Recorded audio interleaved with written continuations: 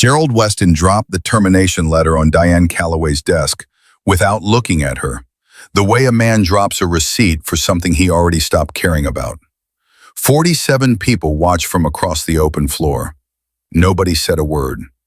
What Weston didn't know was that the woman he just tried to erase had once flown reconnaissance missions alone over hostile territory in Afghanistan while enemy fire tore through her fuselage, and she had landed the plane anyway. He thought he was ending her career. He was starting the worst mistake of his life. Before we go any further, I want to invite you to follow this story all the way to the end. Please like this video, subscribe to the channel so you never miss a story like this one, and drop a comment telling me what city you're watching from. I want to see how far this story travels. The letter landed at 8:14 in the morning on a Tuesday in March, and the sound it made hitting Diane's keyboard was so quiet that it should have meant nothing. A single sheet of paper inside a manila envelope with her name typed on the front, in the kind of font that said, "This was formal, this was final. This had been decided before she walked through the door that morning." Diane looked at the envelope. Then she looked up at Gerald Weston. He was already walking away. "Gerald," her voice was steady. She'd learned to make it steady a long time ago, in cockpits where steady was the only thing standing between you and the ground. "Gerald, what is this?" He stopped but didn't turn around. "HR will explain the details. You have until noon to clear your desk."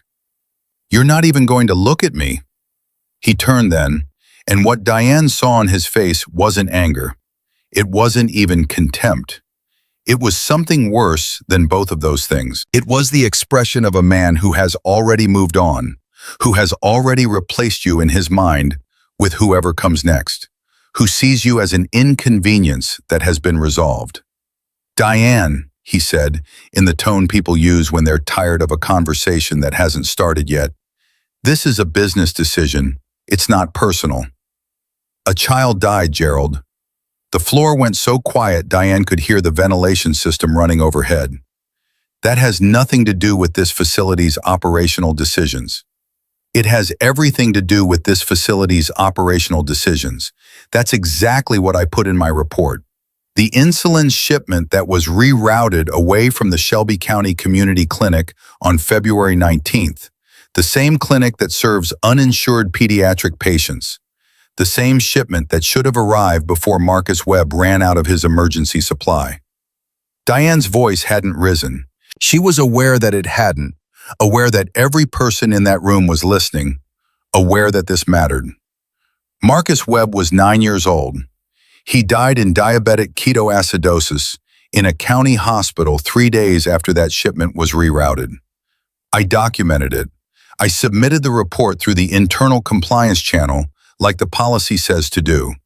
And 12 hours later, you're standing at my desk with a termination letter.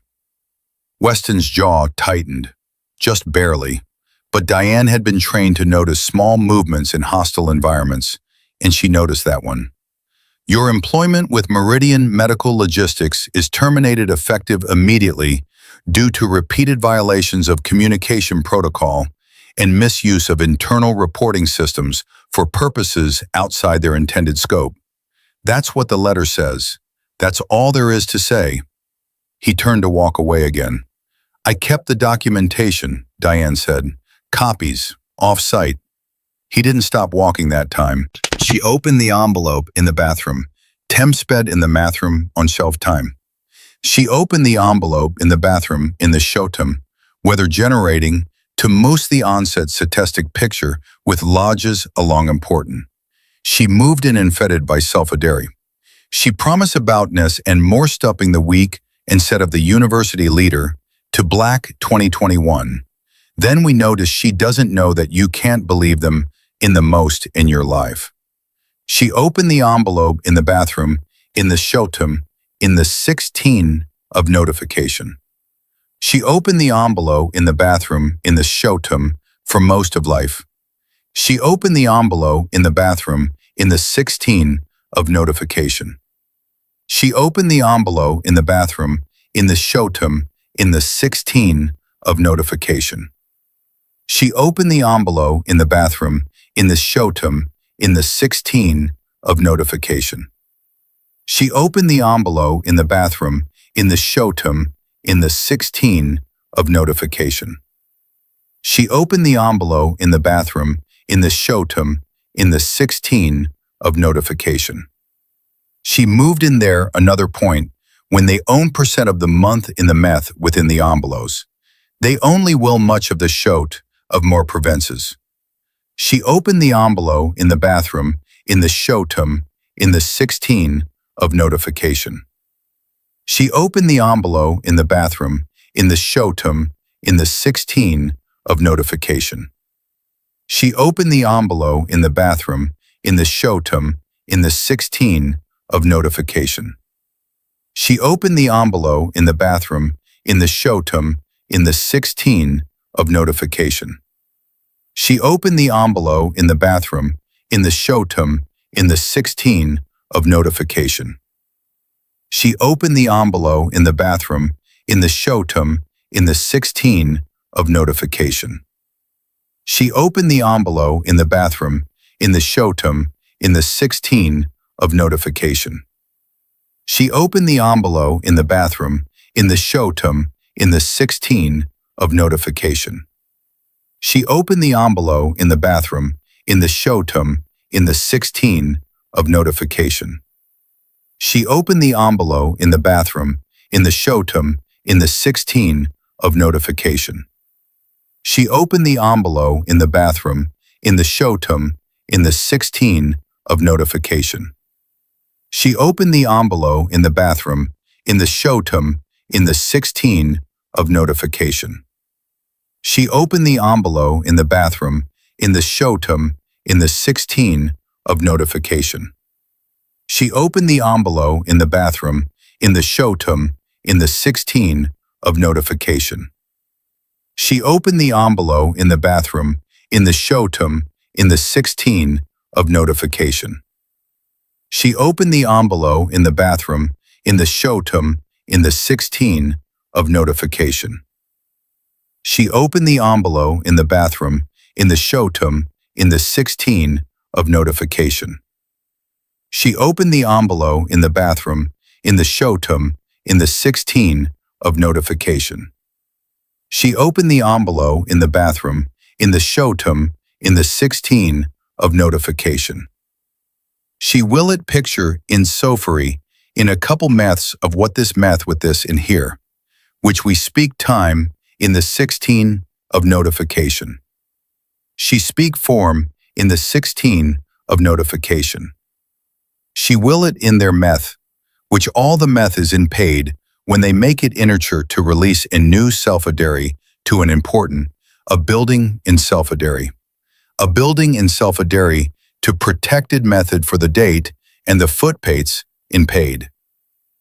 If you and propose together when you work to do some along, when you really need to test it with him an important, if you and forget new self-adary to want to do some along, if you and protest together to know people fine to a building in self-adary, when you need to do, when your notifice, expressly previously, when you caribus, increasing that we see.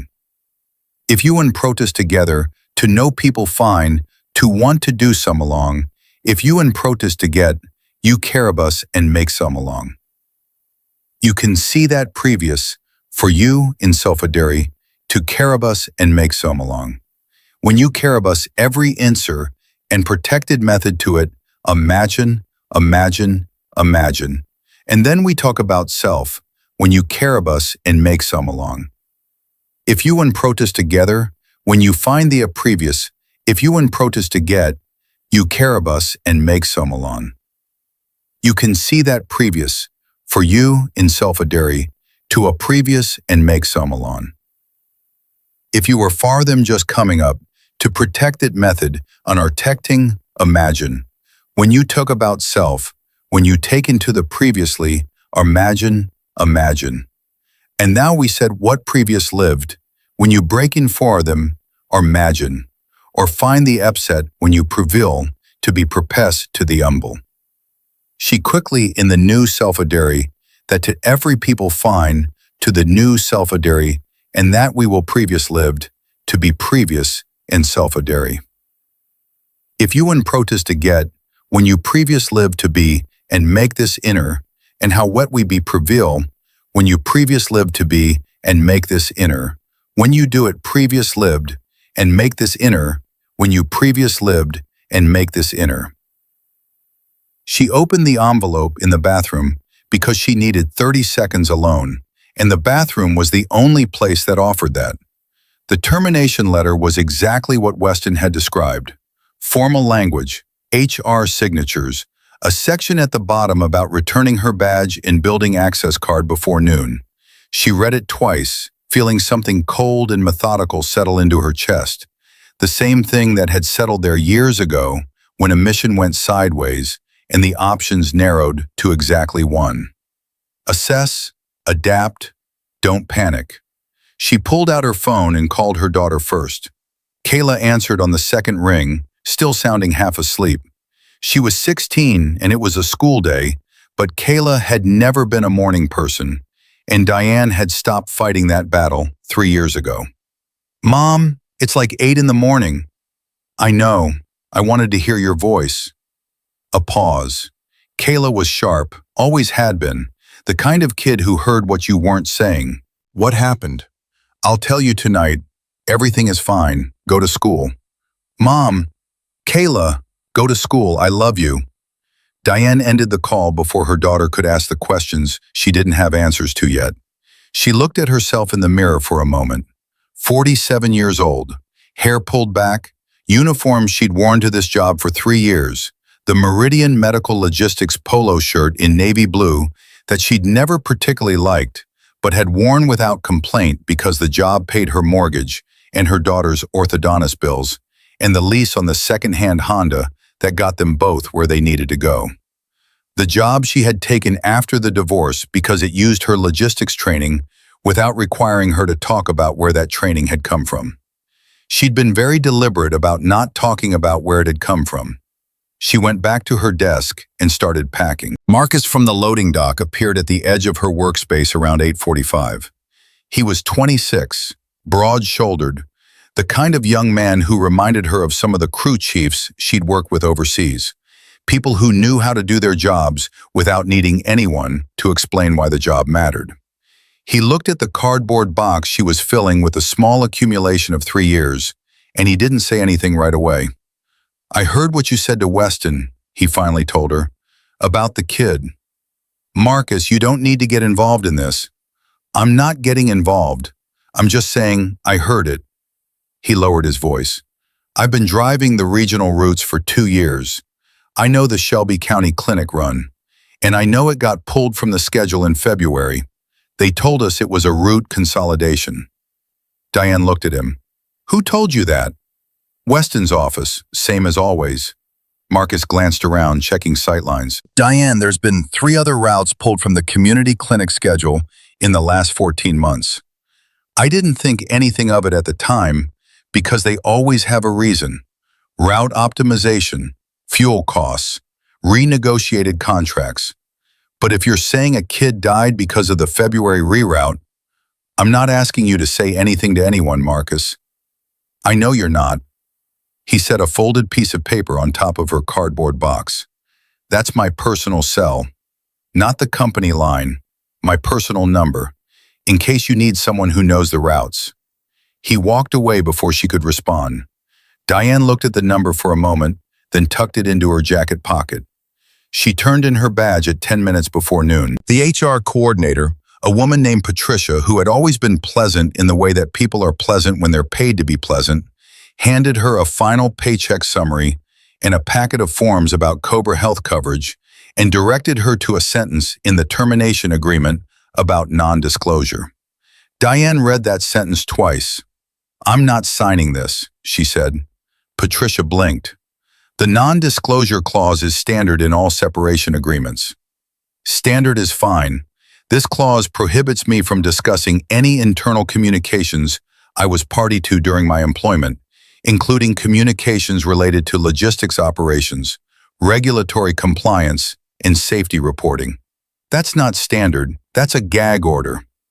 Ms. Calloway, I really think you should speak with an employment attorney before. I am going to speak with an employment attorney. Diane set the packet on Patricia's desk. And when I do, I'm going to make sure they see this version of the agreement, with this clause, along with the timestamp showing it was presented to me 11 hours after I filed a compliance report about a rerouted insulin shipment. She picked up her cardboard box. Have a good day, Patricia.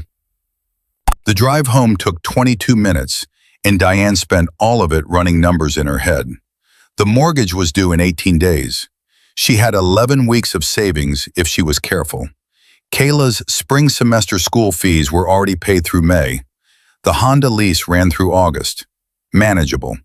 Tight, but manageable, if she found something within 6 weeks. She was almost home when her phone rang through the car speakers. Unknown number. Memphis area code. She almost let it go to voicemail, but something made her answer. Diane Calloway. A woman's voice. Professional, measured, the kind of voice that didn't waste syllables. My name is Angela Reyes. I'm an attorney with Reyes in Callahan. I specialize in employment law and whistleblower cases. I'd like to talk to you about what happened this morning at Meridian Medical Logistics. Diane pulled into her driveway and sat there with the engine running. How do you know about this morning? Because I've been watching Meridian Medical Logistics for 14 months, Ms. Calloway, and because you're the fourth person at that company to file an internal compliance report about diverted pharmaceutical shipments, and the fourth person to be terminated within 24 hours of filing that report. A pause. The difference between you and the other three is that you kept copies off-site. At least, that's what Gerald Weston's security team is currently trying to determine. Diane's hand tightened on the steering wheel. Weston's security team. They requested your digital access logs from IT within 40 minutes of your termination. They want to know exactly what you downloaded, when you downloaded it, and where it went. Angela Reyes's voice was calm, factual, the voice of someone presenting information rather than trying to provoke a reaction. Ms. Calloway, I'd like to meet with you today if you're available. Not because I can promise you anything at this stage, but because I think you deserve to understand the full scope of what you've walked into. How did you get my number? From one of the other three. Her name is Sandra Okafor. She worked in compliance at Meridian's Nashville Distribution Center. She was terminated 14 months ago for flagging a diverted anticoagulant shipment that was supposed to go to a rural clinic in Cumberland County. She's been waiting for someone else from inside the company to come forward ever since. A brief pause. She said to tell you she's sorry it took this long for someone to listen. The offices of Reyes and Callahan were on the 4th floor of a building downtown that was modest in exactly the way that said the firm spent its money on lawyers rather than lobbies. Angela Reyes was in her early 50s, with sharp dark eyes and the kind of stillness that came from spending a lot of years in rooms where people were trying to intimidate you. She had a file folder on the desk between them that was thicker than Diane expected. 14 months, Angela said, opening the folder. That's how long I've been building a picture of what Meridian Medical Logistics is doing in the Southeast region. Sandra Okafor was the first piece. Then a warehouse supervisor in Birmingham named Carl Hughes, who was terminated for documenting delivery discrepancies.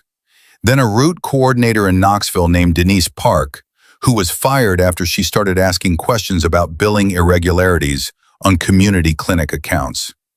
Angela slid 3 employment files across the desk. And now you. Diane looked at the files. The names matched what Angela had told her. The termination dates, the circumstances, the internal reports that preceded each firing by less than 24 hours.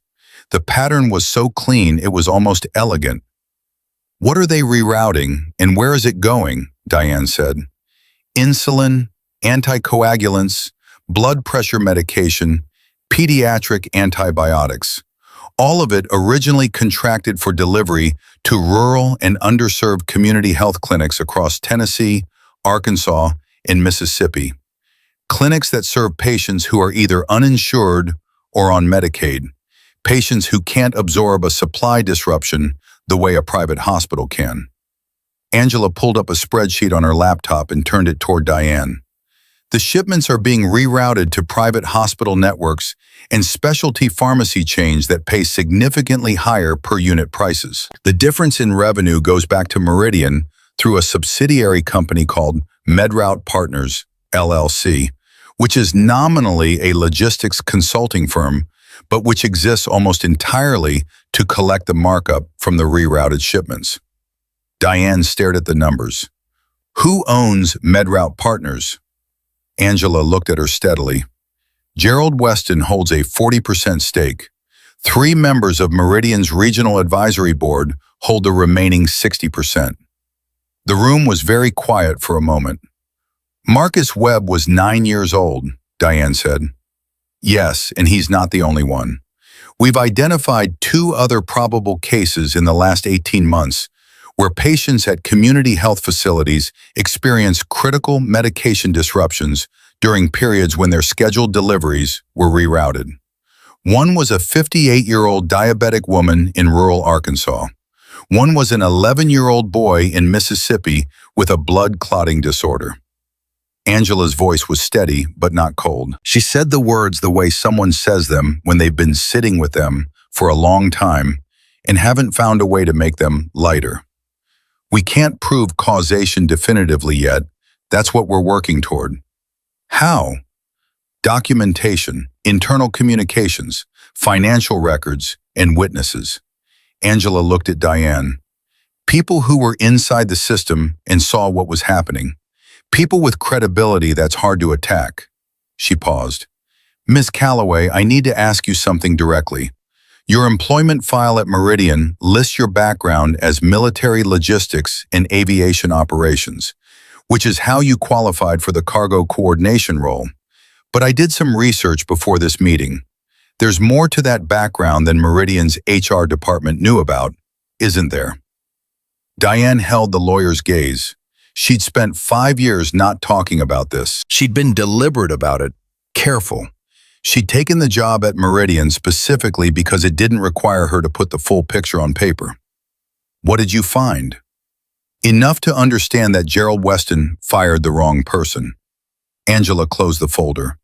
The question is whether you're willing to let that matter. Diane drove home through streets that were ordinary and familiar and felt somehow different now. The way places feel different after you've learned something about them that you can't unknow. She picked Kayla up from school at 3:15, and they drove in silence for 2 blocks before Kayla couldn't hold it anymore. What happened, Mom? For real? I was fired. Kayla turned to look at her. Because of the report you filed? Diane glanced over. How do you know about the report? Because you've been working late every night for 2 weeks, and when you work late and get quiet, it means you found something that bothers you, and you're trying to figure out what to do about it. And last week you printed a bunch of documents and put them in the lockbox in your closet, and you thought I didn't notice, but I noticed. A pause. I'm 16, not 6. Diane felt something in her chest ease very slightly. Her daughter had her father's stubbornness and her own ability to read a room, and together those 2 things made Kayla both exhausting and exactly the person Diane was most glad to know. A child died, Diane said, because a shipment that should have gone to a clinic that serves families who can't afford private hospitals got rerouted to a hospital that could pay more for it. And the people who made that decision made a lot of money from it. And when I documented it and reported it, I was fired. Kayla stared straight ahead for a moment. Are you going to fight it? Yes. Good. Kayla's voice was quiet and entirely certain. Because if you didn't, you wouldn't be able to sleep. No, Diane agreed. I wouldn't. They pulled into the driveway and Kayla unbuckled her seatbelt and then stopped before getting out. Mom, what aren't you telling me? Diane sat with that question for a moment. Outside the window, the neighborhood was ordinary. Mid-afternoon light on the street, a neighbor walking a dog, the specific quiet of a weekday in a residential area where nothing dramatic was supposed to happen. There's a lawyer, Diane said. A good one. She thinks this is bigger than just what happened to me. How much bigger? I don't know yet. Diane looked at her daughter. But I'm going to find out. The text came at 9:15 that evening from a number she didn't recognize. We know what you kept. Back off while you still have something worth protecting. Diane read it 3 times. Then she screenshotted it, forwarded it to Angela Reyes, and saved the original.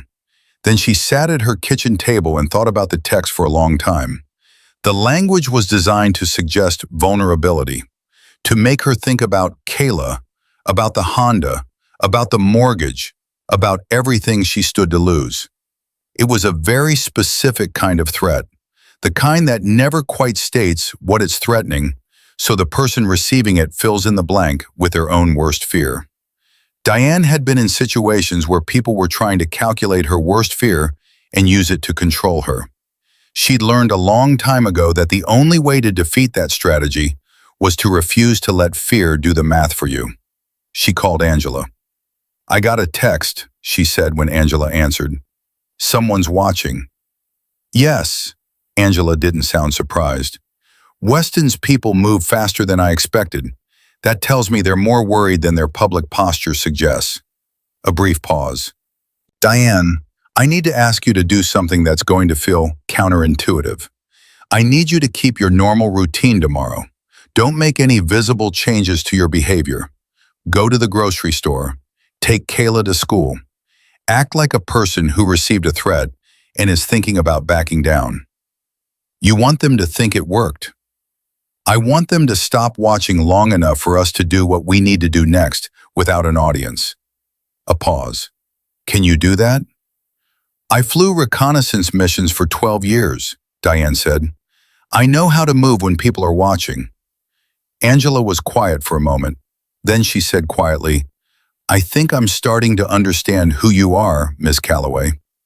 You're not there yet, Diane said, but you will be. She slept 4 hours and woke before dawn. Then children of a... That had been her pattern for years, long before the divorce, long before Memphis, going back to the days when she would wake at 0400 and run the pre-mission checklist in her head before she even got out of the bunk. The habit had never left because habits that form under that kind of pressure don't leave. They just change context.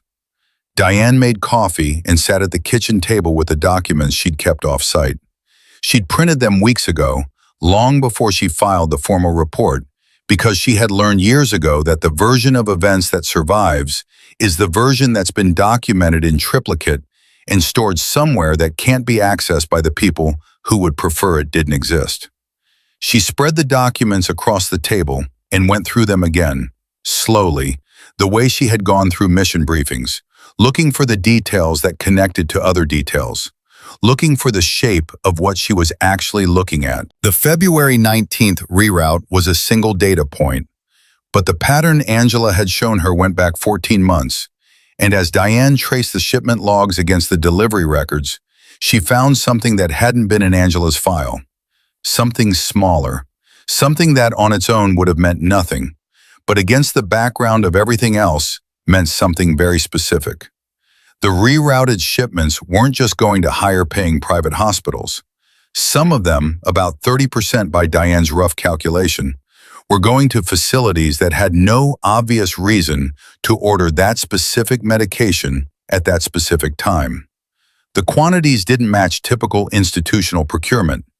The timing patterns were irregular in ways that suggested the receiving facilities weren't ordering what they needed.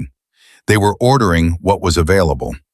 Someone was telling them when a rerouted shipment was coming before the reroute happened. That meant the scheme wasn't just Weston and his MedRoute partners' margin play. Someone was coordinating with the receiving end. Someone who knew the reroute schedule in advance. Someone inside a hospital network or a pharmacy chain or a regulatory body who was receiving advance notice and probably a share of the profit. Diane sat back and looked at what she'd laid out on the table. It was bigger than a single rogue executive gaming delivery margins. It was coordinated, it was deliberate, and it had been running for at least 14 months while people in communities across 3 states quietly ran out of medications they couldn't afford to replace on the open market. Her phone buzzed. Marcus, from the loading dock. His personal number. Diane, I've been thinking about what you said yesterday. I know I told you I wasn't getting involved, but I pulled some of my old route logs from the past year, and there's something you should see. I don't want to text it. Can we meet somewhere? She typed back immediately. Name the place. They met at a diner on Summer Avenue that opened at 6 in the morning and was frequented exclusively by people who worked early shifts and didn't need the day to start gently. Marcus was already in a booth in the back when Diane arrived. He had a manila envelope in front of him, and he was holding a coffee cup in both hands, the way people hold things when they're nervous and need something to do with their hands. He pushed the envelope across the table before she sat down. I've been driving for Meridian for 2 years, he said, keeping his voice low.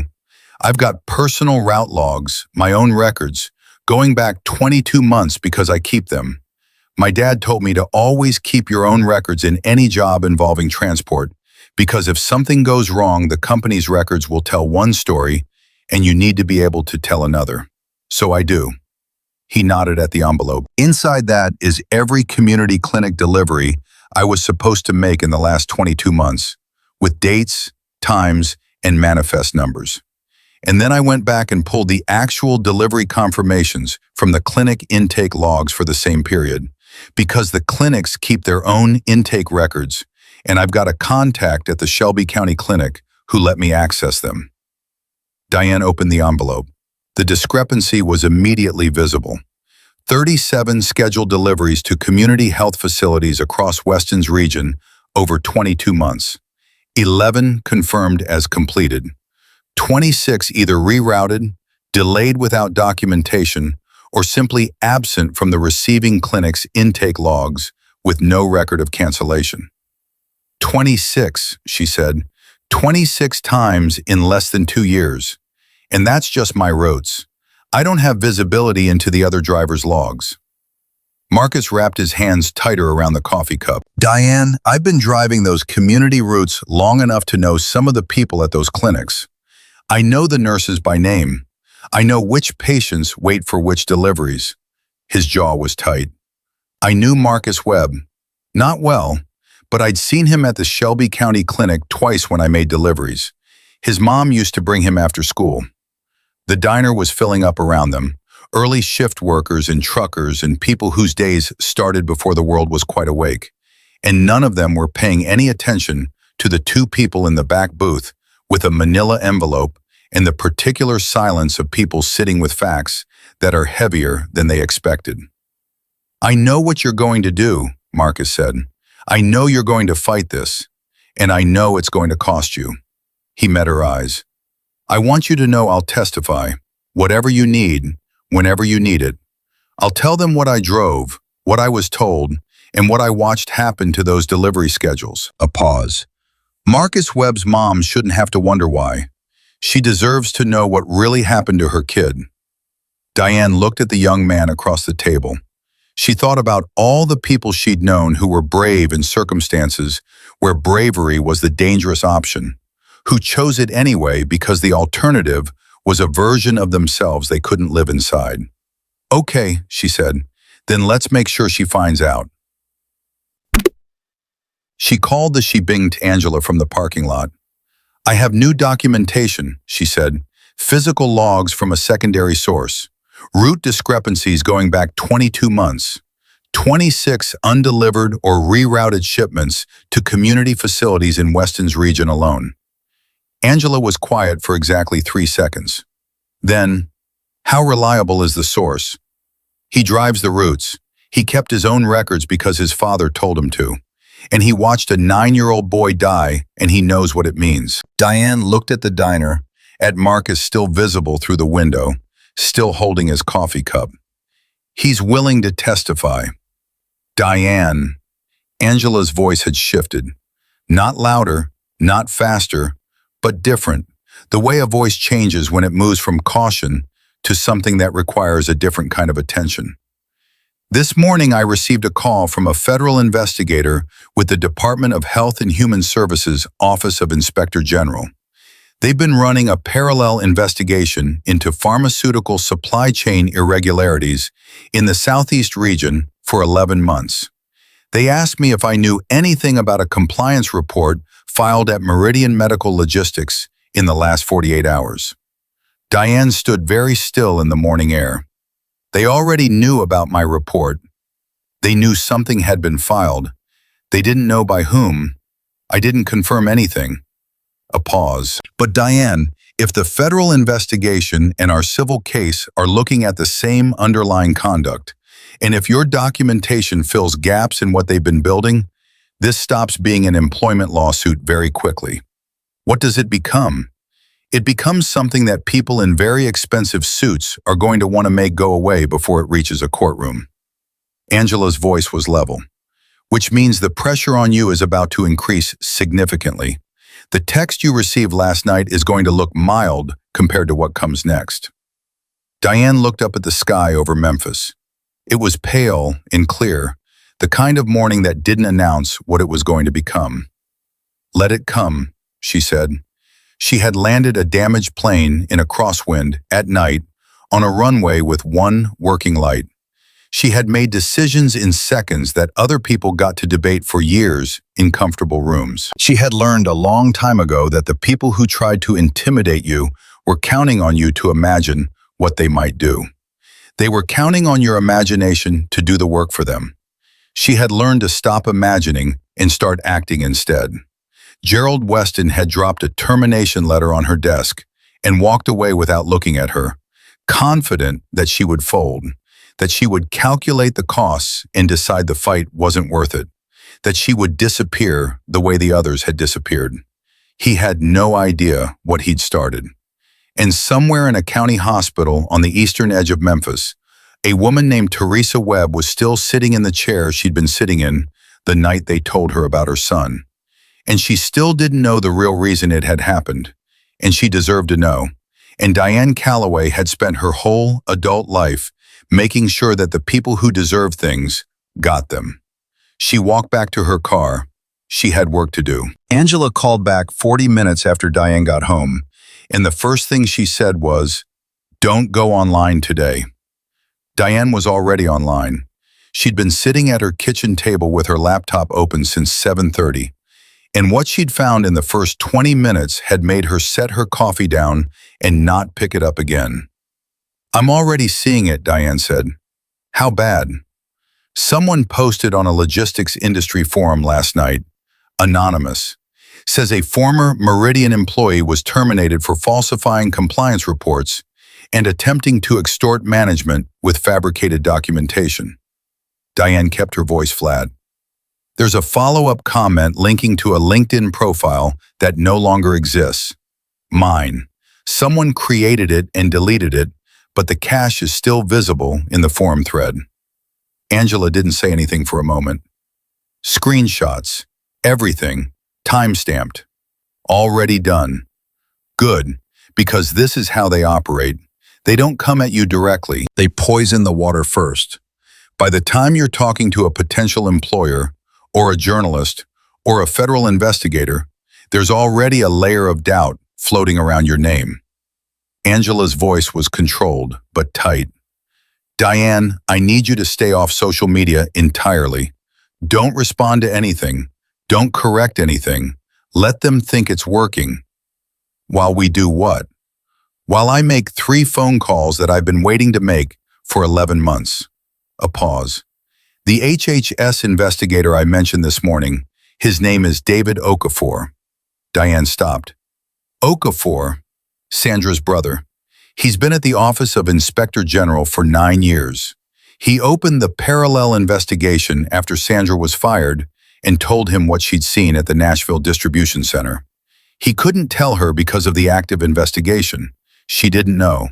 They haven't spoken properly in over a year because he couldn't tell her why, and she thought he'd stop believing her." Angela's voice was quiet. "He called me this morning because your compliance report hit a federal monitoring flag that his team set up 8 months ago. Diane, they've been waiting for someone inside Weston's operation to generate a documentable incident. You just gave them one." The meeting with David Okafor happened that afternoon in a conference room at a downtown hotel. Neutral ground, nothing recorded on paper as an official government meeting, yet. He was 44, lean, with the careful eyes of someone who'd spent years learning to listen to what people weren't saying. He shook Diane's hand and looked at her the way people look at you when they've read your file and are reconciling it with the person in front of them. He didn't waste time. The investigation we've been running has 17 months of financial data showing systematic pharmaceutical diversion across Meridian's southeast region. We have billing records, routing anomalies, shell company transactions. What we don't have is a human chain of custody, someone who can testify to the operational mechanics, someone who was inside the system and can explain not just what the numbers show, but how it actually worked. He looked at Diane directly. You drove the compliance process. You know the reporting structure. You know who approved what and when, and what happened to the approvals that were supposed to be acted on. 3 of them were buried, Diane said. I found the previous reports before I filed mine. 2 from the year before I started, 1 from 8 months into my employment. All flagged, all assigned to regional review. None of them ever advanced to external compliance disclosure. I documented the burial pattern in my report. Okafor leaned forward slightly. Who killed them? Weston's office routed all 3 to a review subcommittee that he chairs. They were marked resolved. No further action noted. Diane pulled out the folder she'd brought and slid it across the table. I have copies of all 3, and the resolution records, and a timeline showing that each resolution occurred within 72 hours of submission, which is not standard review time for a compliance report of that complexity unless someone decided the outcome before the review happened. Okafor opened the folder and was quiet for almost a full minute. You kept all of this off-site, he said, from the day I found the first buried report, 6 weeks before I filed mine. He looked up. Why didn't you file sooner? Because I needed enough documentation that burying mine would require them to make a visible decision rather than a quiet one. A quiet burial is invisible. A visible decision leaves tracks. Diane held his gaze. I needed them to make a mistake. Okafor sat back. They fired you within 24 hours. That was the mistake. He asked her to walk him through the February 19th reroute in detail. Every step, every approval, every signature or absence of one. Diane talked for 40 minutes without notes because she'd gone over it enough times in her head that it lived there the way flight checklists live there, in the precise order that mattered, nothing omitted. Angela sat beside her and didn't interrupt. That was one of the things Diane had already come to appreciate about Angela Reyes. She knew when to let a moment breathe. When Diane finished, Okafor looked at Angela. Sandra testified about the Nashville diversion. Same operational pattern, different facility, 14 months earlier. He paused. If we can show the pattern is consistent across multiple regional locations under Weston's oversight, we can argue centralized coordination rather than isolated incidents. We have Marcus Webb, Diane said. Both of them looked at her. Marcus Webb is 9 years old, and he's dead. He's not a data point. He's a child with a mother who doesn't know why he died. And when a jury looks at the financial structure of this scheme and tries to decide whether it was an accident or a choice, Marcus Webb is what they're going to see. Her voice was quiet. I want his mother to know what happened to her son before this becomes a court proceeding where she finds out in a room full of strangers. Okafor nodded slowly. That's not standard investigative procedure. No, it's basic human decency. Diane looked at him. Which I understand is a complicated concept in federal investigations. But I'm not a federal investigator. I'm a witness. And before I am anything else in this process, I'm going to talk to Teresa Webb. Angela, they didn't call ahead because there was no good way to call ahead for a conversation like this. Teresa Webb lived in a small house in a neighborhood east of the medical center, and she answered the door on the second knock with the careful face of a woman who had learned to hold herself very still in public because falling apart in private took everything she had and there was nothing left over. She was 41. She looked older. She looked at Diane and Angela without recognition and waited. "Ms. Webb," Diane said, "my name is Diane Calloway. I worked for the company that was supposed to deliver Marcus's insulin. I need to tell you something about what happened in February, and I need you to hear it from me before you hear it any other way." Teresa Webb stood in her doorway for a long moment. Then she opened the door wider and stepped back. They sat in a living room with photographs of Marcus on every surface. School pictures, birthday pictures, a snapshot of him in a youth basketball uniform with a gap-toothed grin. Teresa sat across from them with her hands folded in her lap and her eyes very steady, and Diane understood that this woman had already survived the worst thing and was not afraid of hard information. She just needed someone to give it to her straight. So Diane did. She explained the rerouted shipment. She explained MedRoute partners. She explained the 14 months of documented diversion.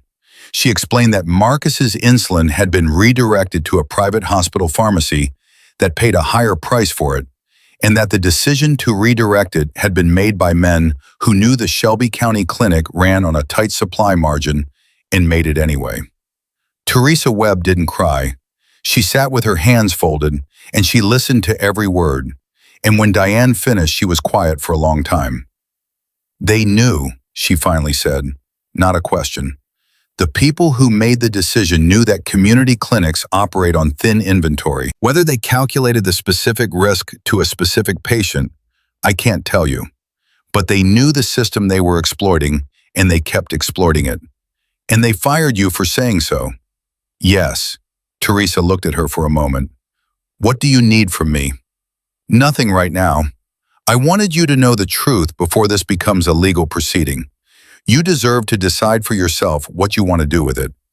"What can I do with it?" "You can join a civil lawsuit. You can give a statement to federal investigators. You can speak publicly about what happened to Marcus if you choose to. Or you can do none of those things." Diane held the woman's gaze. "There's no right answer.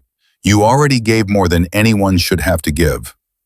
Teresa Webb looked at the photograph of her son in the basketball uniform for a moment. Then she looked back at Diane. "My sister keeps telling me to let it go. She says getting angry won't bring him back." She paused. "But I don't want to get angry. I want to make sure nobody else's kid dies because some man in an office decided their life was worth less than his profit margin." Her voice was steady and final. "Tell me what to sign."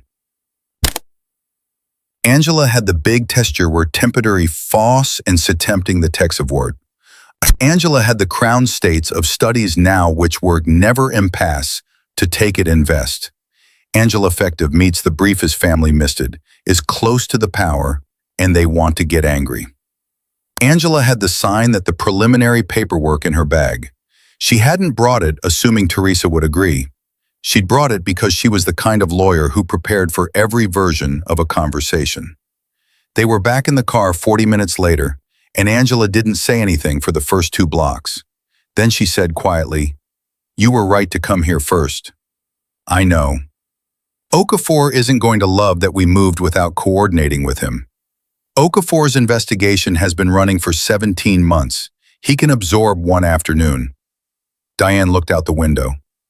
Teresa Webb has been sitting in that house for 6 weeks without knowing why her son died. That couldn't wait for Okafor's timeline. Angela's phone rang.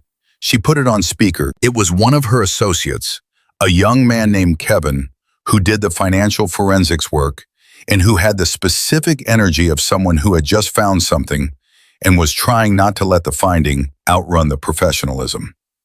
"Angela, I've been cross-referencing the MedRoute Partners billing records against publicly available hospital procurement data for the facilities that received the rerouted shipments. 3 of the receiving facilities show procurement orders placed for specific medications in the 72 hours before the reroutes happened." He paused. They ordered the medications before the reroutes were officially authorized, before the community clinic deliveries were even flagged for review. Angela looked at Diane. Diane looked at the phone. Someone was tipping the receiving end in advance, Diane said.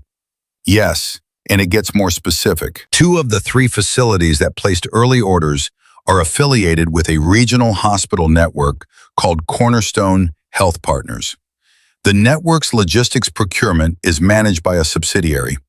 I just pulled the subsidiary's incorporation documents. Another pause, longer this time. The registered agent for the subsidiary is a man named Robert Crane. Robert Crane is also listed as a board member of MedRoute Partners, LLC. The car was completely silent. He's on both sides, Angela said. He's collecting on both ends of the transaction. The diversion generates profit at Meridian through MedRoute, and his affiliated hospital network pays below market prices for the rerouted inventory because they're ordering it before it goes through normal procurement channels. Kevin's voice was controlled, but the edges were sharp. This isn't just a margin scheme. This is a coordinated price manipulation operation running simultaneously through the supply side and the demand side.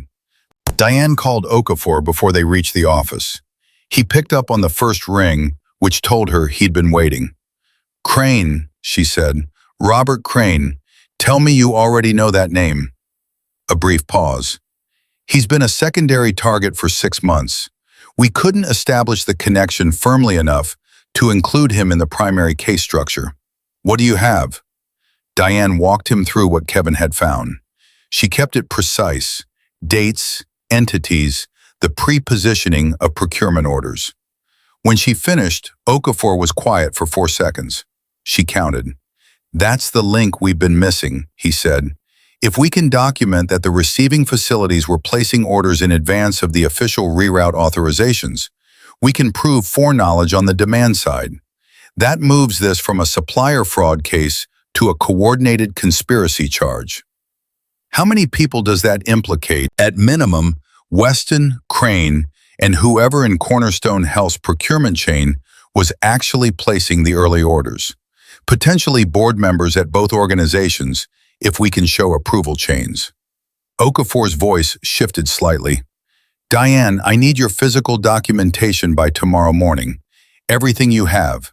The buried compliance reports, the reroute logs, the financial summaries. We're moving the investigation to the next phase, and I need your material in the evidentiary record. You'll have it, she paused. David, Sandra doesn't know what you've been doing for 17 months. She thinks you stopped believing her. The silence was different this time. I know, he said. His voice had lost the federal investigator quality entirely. He just sounded like a man who'd made a difficult choice and had been carrying the cost of it. I couldn't tell her. Active investigation. If she'd known the direction we were building, it could have compromised her as a potential witness. She thought you abandoned her. I know. A long pause. Is she here? In Memphis? She flew in this morning. She's at Angela's office. Diane looked at Angela, who nodded once. Come to the office, David. The investigation can wait an hour. She didn't go inside when they arrived. She let Angela lead Okafor up to the conference room, and she sat in the lobby with her phone and her coffee, and the specific exhaustion of a day that had started with a termination letter and had somehow expanded into something she couldn't fully see the edges of yet. Marcus from the loading dock texted at 5:15. Weston called an all-staff meeting this afternoon, told everyone the compliance report contained fabricated data, used your name. 3 people asked questions. 2 of them work in my department. They're not buying it. She typed back, keep your head down. Don't respond to anything about me at work. You're more valuable as a witness than as a martyr. His response came back immediately. My dad says the same thing. She smiled despite herself. Kayla called at 5:45. Are you coming home for dinner? I'll be there by 7. I made pasta. You made pasta. Don't sound so surprised. I watched a video. It's better than yours. Everything is better than mine. Diane stood and walked toward the elevator. Kayla, I need to tell you something. Okay. This is going to get harder before it gets easier. There are people who don't want what I found to come out, and they're going to try to make it uncomfortable for me, which might mean it gets uncomfortable for us for a while. A pause. Her daughter, who was 16 and sharp and had her father's stubbornness and her own survival instincts. How uncomfortable? I don't know yet. I want you to be prepared. Mom! Kayla's voice was steady. It was the steadiness of someone who had watched her mother hold things together through circumstances that should have broken them and had drawn their own conclusions about what that meant. I grew up watching you fly through storms. I think I can handle uncomfortable. Diane stood in the lobby of the building where she'd spent the day pulling apart a conspiracy that had killed children and ruined careers and operated in plain sight for nearly 2 years. She thought about Teresa Webb's folded hands and Marcus Webb's gap-toothed basketball photograph and the 26 empty delivery slots in a route log that a young driver had kept because his father told him to always keep your own records. 7 o'clock, she said. Save me some pasta. She stepped outside. The city was moving around her at its ordinary evening pace, people heading home, traffic thickening, the specific urban hum of a place that didn't know what was coming. Gerald Weston was somewhere in that city, probably in an expensive restaurant, probably telling himself the problem was contained. Robert Crane was somewhere conducting business through a subsidiary structure that he believed was invisible. The board members who'd signed off on the MedRoute payments were somewhere living their ordinary lives, confident that the pattern was clean enough to hold. None of them knew what was already in federal hands. None of them knew what Kevin had found, or what Teresa Webb had signed, or what David Okafor was going to do with it at 8 o'clock tomorrow morning. Diane had spent 14 years flying missions where the most important moment wasn't the engagement. It was the approach. The long, quiet, invisible approach where you positioned everything perfectly before anyone on the ground knew you were coming. She was done approaching. The documents landed on Okafor's desk at 7:58 the next morning, 2 minutes before he'd asked for them, because Diane had been raised by a woman who believed that being on time was just a polite way of being late. He looked at the volume of material and then looked at her with an expression that said he was recalibrating something. You've been building this for 6 weeks, he said. 7. I started the week I found the first buried report. Diane sat down across from him. I want to know where the investigation goes from here, not the official version, the real version. Okafor leaned back. He'd slept, but not well. She could tell by the way he was holding his coffee, like it was keeping him upright rather than waking him up. We moved to subpoena the MedRoute partners' financial records today. Kevin's procurement timing data gives us probable cause to include Cornerstone Health Partners in the scope. If the subpoenas go through without a legal challenge, we'll have the full transaction chain within 2 weeks. And if there's a legal challenge, then someone with access to very expensive attorneys files an emergency motion to quash, and we spend 4 to 6 weeks in front of a federal judge arguing scope. He paused. Which is why the next 24 hours matter more than anything that comes after. We need to move before Weston's people realize how much we already have. Diane nodded. What do you need me to do? Stay visible. Go about your normal routine. If they're watching you, I want them watching someone who looks like she's running out of options. He met her eyes. Can you do that for 1 more day? I've been doing it for 7 weeks, she said. 1 more day is nothing. The subpoenas went out at 9:15. Angela called Diane at 9:47 to tell her, and the call lasted 45 seconds because there wasn't much to say. Either the subpoenas held or they didn't. Either the evidence chain was clean or it wasn't. Either the 17 months of federal groundwork and 7 weeks of Diane's careful documentation were enough to survive what came next, or they weren't. There was nothing to do but wait and keep moving. Diane was at the grocery store when the second wave hit. She saw it on her phone in the cereal aisle. A local Memphis news site had published a story under a headline that made her stomach drop before she even read the first paragraph. Former military pilot fired from logistics firm after pattern of erratic behavior, sources say. The article was attributed to anonymous industry sources and contained three specific allegations: that Diane had been formally disciplined twice in the previous year for insubordination, that she had a documented history of conflict with supervisors going back to her military service, and that the compliance report she'd filed had been reviewed by an independent third party and found to contain, quote, significant factual inconsistencies. None of it was true. Every single sentence was specifically and deliberately false in ways that would be very difficult to disprove quickly because the evidence against the lies lived in personnel files and military records that took time to access. She called Angela from the parking lot. "I see it," Angela said before Diane could speak. "They published it at 9:30, 18 minutes after the subpoenas were served. They had this ready. They prepared it in advance and held it for the moment they needed it." Yes, which tells us two things. One, they knew the subpoenas were coming, which means they have a source inside the federal investigation or inside my office. Angela's voice was controlled and very cold.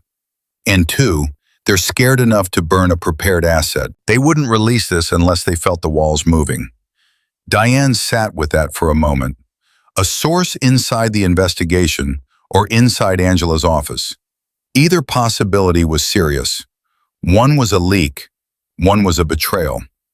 Who knew about the subpoenas before 9:15? My team, Okafor's team, and the federal judge who signed them. A pause. I'm going to have a very direct conversation with Kevin about who he's spoken to in the last 48 hours. Do that. Diane looked at the news article on her phone again. The comment section was already filling up. The particular mixture of people who wanted to believe the worst and people who smelled something wrong. Angela, my military record. How fast can we get the relevant documents in front of a journalist who'll actually read them? I know someone at the Memphis Commercial Appeal who covered military affairs for 8 years before moving to the investigations desk. She's careful and she's fast. Angela paused. But Diane, if we release your military record publicly, your background becomes part of the story. You've kept it out of this deliberately. I kept it out because I didn't want it to be about me. I wanted it to be about Marcus Webb and the other families. Diane got out of her car and stood in the parking lot in the March cold. But they just made it about me, so now we use it. The journalist's name was Claire Hutchins, and she met Diane in Angela's conference room 2 hours later with a recorder, a legal pad, and the particular focused energy of someone who had learned to move fast when a story had a limited window. She was 53, with reading glasses pushed up on her head and ink on the side of her left hand, and the expression of someone who had been lied to by important people enough times that she had developed an extremely efficient internal lie detector. She read Diane's DD-214 in silence. Then she read the service commendations. Then she read the Air Force cross citation, which was the document Diane had been most deliberate about keeping out of the public record, because the action that earned it had happened in a context that she had spent 5 years trying to leave in the past, where it belonged. Claire looked up. This says you flew a damaged aircraft back to base after your co-pilot was incapacitated and your navigation systems were partially destroyed. Alone, at night, over hostile territory. Yes. And then you went back out the next morning. That was the mission. Claire set the documents down carefully. The news article this morning says you have a history of erratic behavior and conflict with supervisors. Yes. Is there any version of that claim that contains any truth? I disagreed with a procurement decision once in year 2 that I thought created an unnecessary safety risk. I documented the disagreement through proper channels. It was noted in my file as a difference of professional opinion. That's the entirety of my disciplinary history at Meridian. Diane held the journalist's gaze. The two formal disciplines referenced in the article don't exist. The independent third-party review of my compliance report doesn't exist. I've been at Meridian for 3 years. Before that, 14 years in the Air Force. Before that, Texas A&M on an ROTC scholarship. There is nothing in that history that resembles what they published this morning. Claire tapped her pen against her legal pad once. Then she said, "Walk me through what you found. From the beginning, everything." Diane talked for 90 minutes. Claire stopped her 4 times to clarify details. Not because Diane was unclear, but because Claire was the kind of journalist who needed to understand the mechanics well enough to explain them to someone who'd never heard of pharmaceutical supply chain logistics. When Diane finished, Claire looked at her notes for a moment. "Teresa Webb," she said. "She's agreed to speak on record." "Yes." "And your loading dock witness?" "Marcus." "Yes." "And Sandra Okafor in Nashville?" "Yes." Claire closed her legal pad. "The article this morning will be corrected or retracted within 48 hours. I can have a response piece published by tomorrow evening that documents your actual service record and the specific factual errors in the original story." She paused. "But Diane, once I publish, this becomes national. The pharmaceutical diversion angle, the dead child, the federal investigation, a decorated Air Force pilot fired for exposing it. That's not a local story anymore." "I know. Are you ready for national?" Diane thought about Gerald Weston dropping a termination letter on her desk without looking at her. She thought about Teresa Webb's folded hands, and the basketball photograph, and the 9-year-old boy who'd needed his insulin and hadn't gotten it because someone had decided the margin was worth more than his life. She thought about the 3 other buried compliance reports and the careers that had been quietly destroyed before hers. She thought about the advanced procurement orders that meant someone on the receiving end had known the reroutes were coming before the families at the community clinics knew they weren't. "Yes," she said. The call from Kevin came at 4 in the afternoon, and it was not the call anyone wanted. He'd found the leak. It wasn't inside the federal investigation. It wasn't someone in Okafor's team or the judge's office. It was inside Angela's firm, and it was not a junior associate who'd made a careless comment. The IP logs from the document management system showed that a complete copy of the case file, including the subpoena applications, had been accessed and downloaded at 11:17 the previous night from a terminal registered to Angela's senior partner, a man named Thomas Callahan, who had co-founded the firm and whose name was on the door. Angela fired him by phone before Kevin finished explaining what he'd found. The call lasted 4 minutes. Thomas Callahan did not deny it. He said he'd received a call from a contact at Cornerstone Health Partners Board of Directors, someone he'd known for 15 years, someone who'd referred him significant business over the years. He said he thought he was managing a conflict. He said he was sorry. Angela told him to have his personal items out of the office by morning and ended the call. She came into the conference room where Diane was sitting and stood at the window with her back to the room for 30 seconds. Then she turned around and her face was completely composed. "The leak is closed," she said. "Are we compromised? The subpoenas are already served. The documents are already in federal hands. The case structure is intact." She sat down. "But Callahan tipped them off to the scope of what we have. They know about Kevin's procurement timing analysis. They know we've connected Crane to both sides of the transaction." She paused. "Which means they know the case is strong enough to be dangerous, and they're going to move." "Move how?" "Settlement offer. Fast, large, with a non-disclosure clause wide enough to bury everything." Angela looked at her. "It's coming. Probably tonight or tomorrow morning. And when it comes, it's going to be a number that's hard to say no to." Diane looked at her steadily. "Then we'd better be ready to say no to it." The settlement offer came at 9:14, 7:14 that evening. $3 million to Diane personally, $1 million to be distributed among Sandra Okafor, Marcus from the loading dock, and the two other previously terminated employees who joined the case that week. Full reinstatement for Diane with a senior coordinator title and a pay increase, and a non-disclosure agreement that prohibited any of them from ever discussing the diversion scheme, the MedRoute partnership, Robert Crane, Cornerstone Health Partners, the buried compliance reports, or the deaths of Marcus Webb and the two other identified patients. Angela read it to Diane over the phone. When she finished, there was a silence. "They want to buy Marcus Webb's life for $4 million, Diane said. "They want to make this stop. How does Teresa Webb's grief fit into their $4 million? Angela didn't answer that because there was no answer to it. "What happens to the federal investigation if we settle?" Diane asked. "The civil case and the federal investigation are legally separate. Settling the civil suit doesn't close Okafor's investigation, but it removes our documentation from the civil record, which means the evidentiary picture gets harder to assemble. And it removes your voice from the public conversation, which is currently the thing they're most afraid of." Angela paused. "Diane, I have to tell you what the non-disclosure actually means in practice. It means Teresa Webb never gives a public statement about her son. It means Marcus from the loading dock never testifies in open court about the route logs he kept. It means Sandra Okafor signs an agreement that functionally validates her termination. It means the three families that came forward this week accept a check and a confidentiality clause and go back to their lives without ever being able to say publicly what was done to them." The silence stretched for a long time.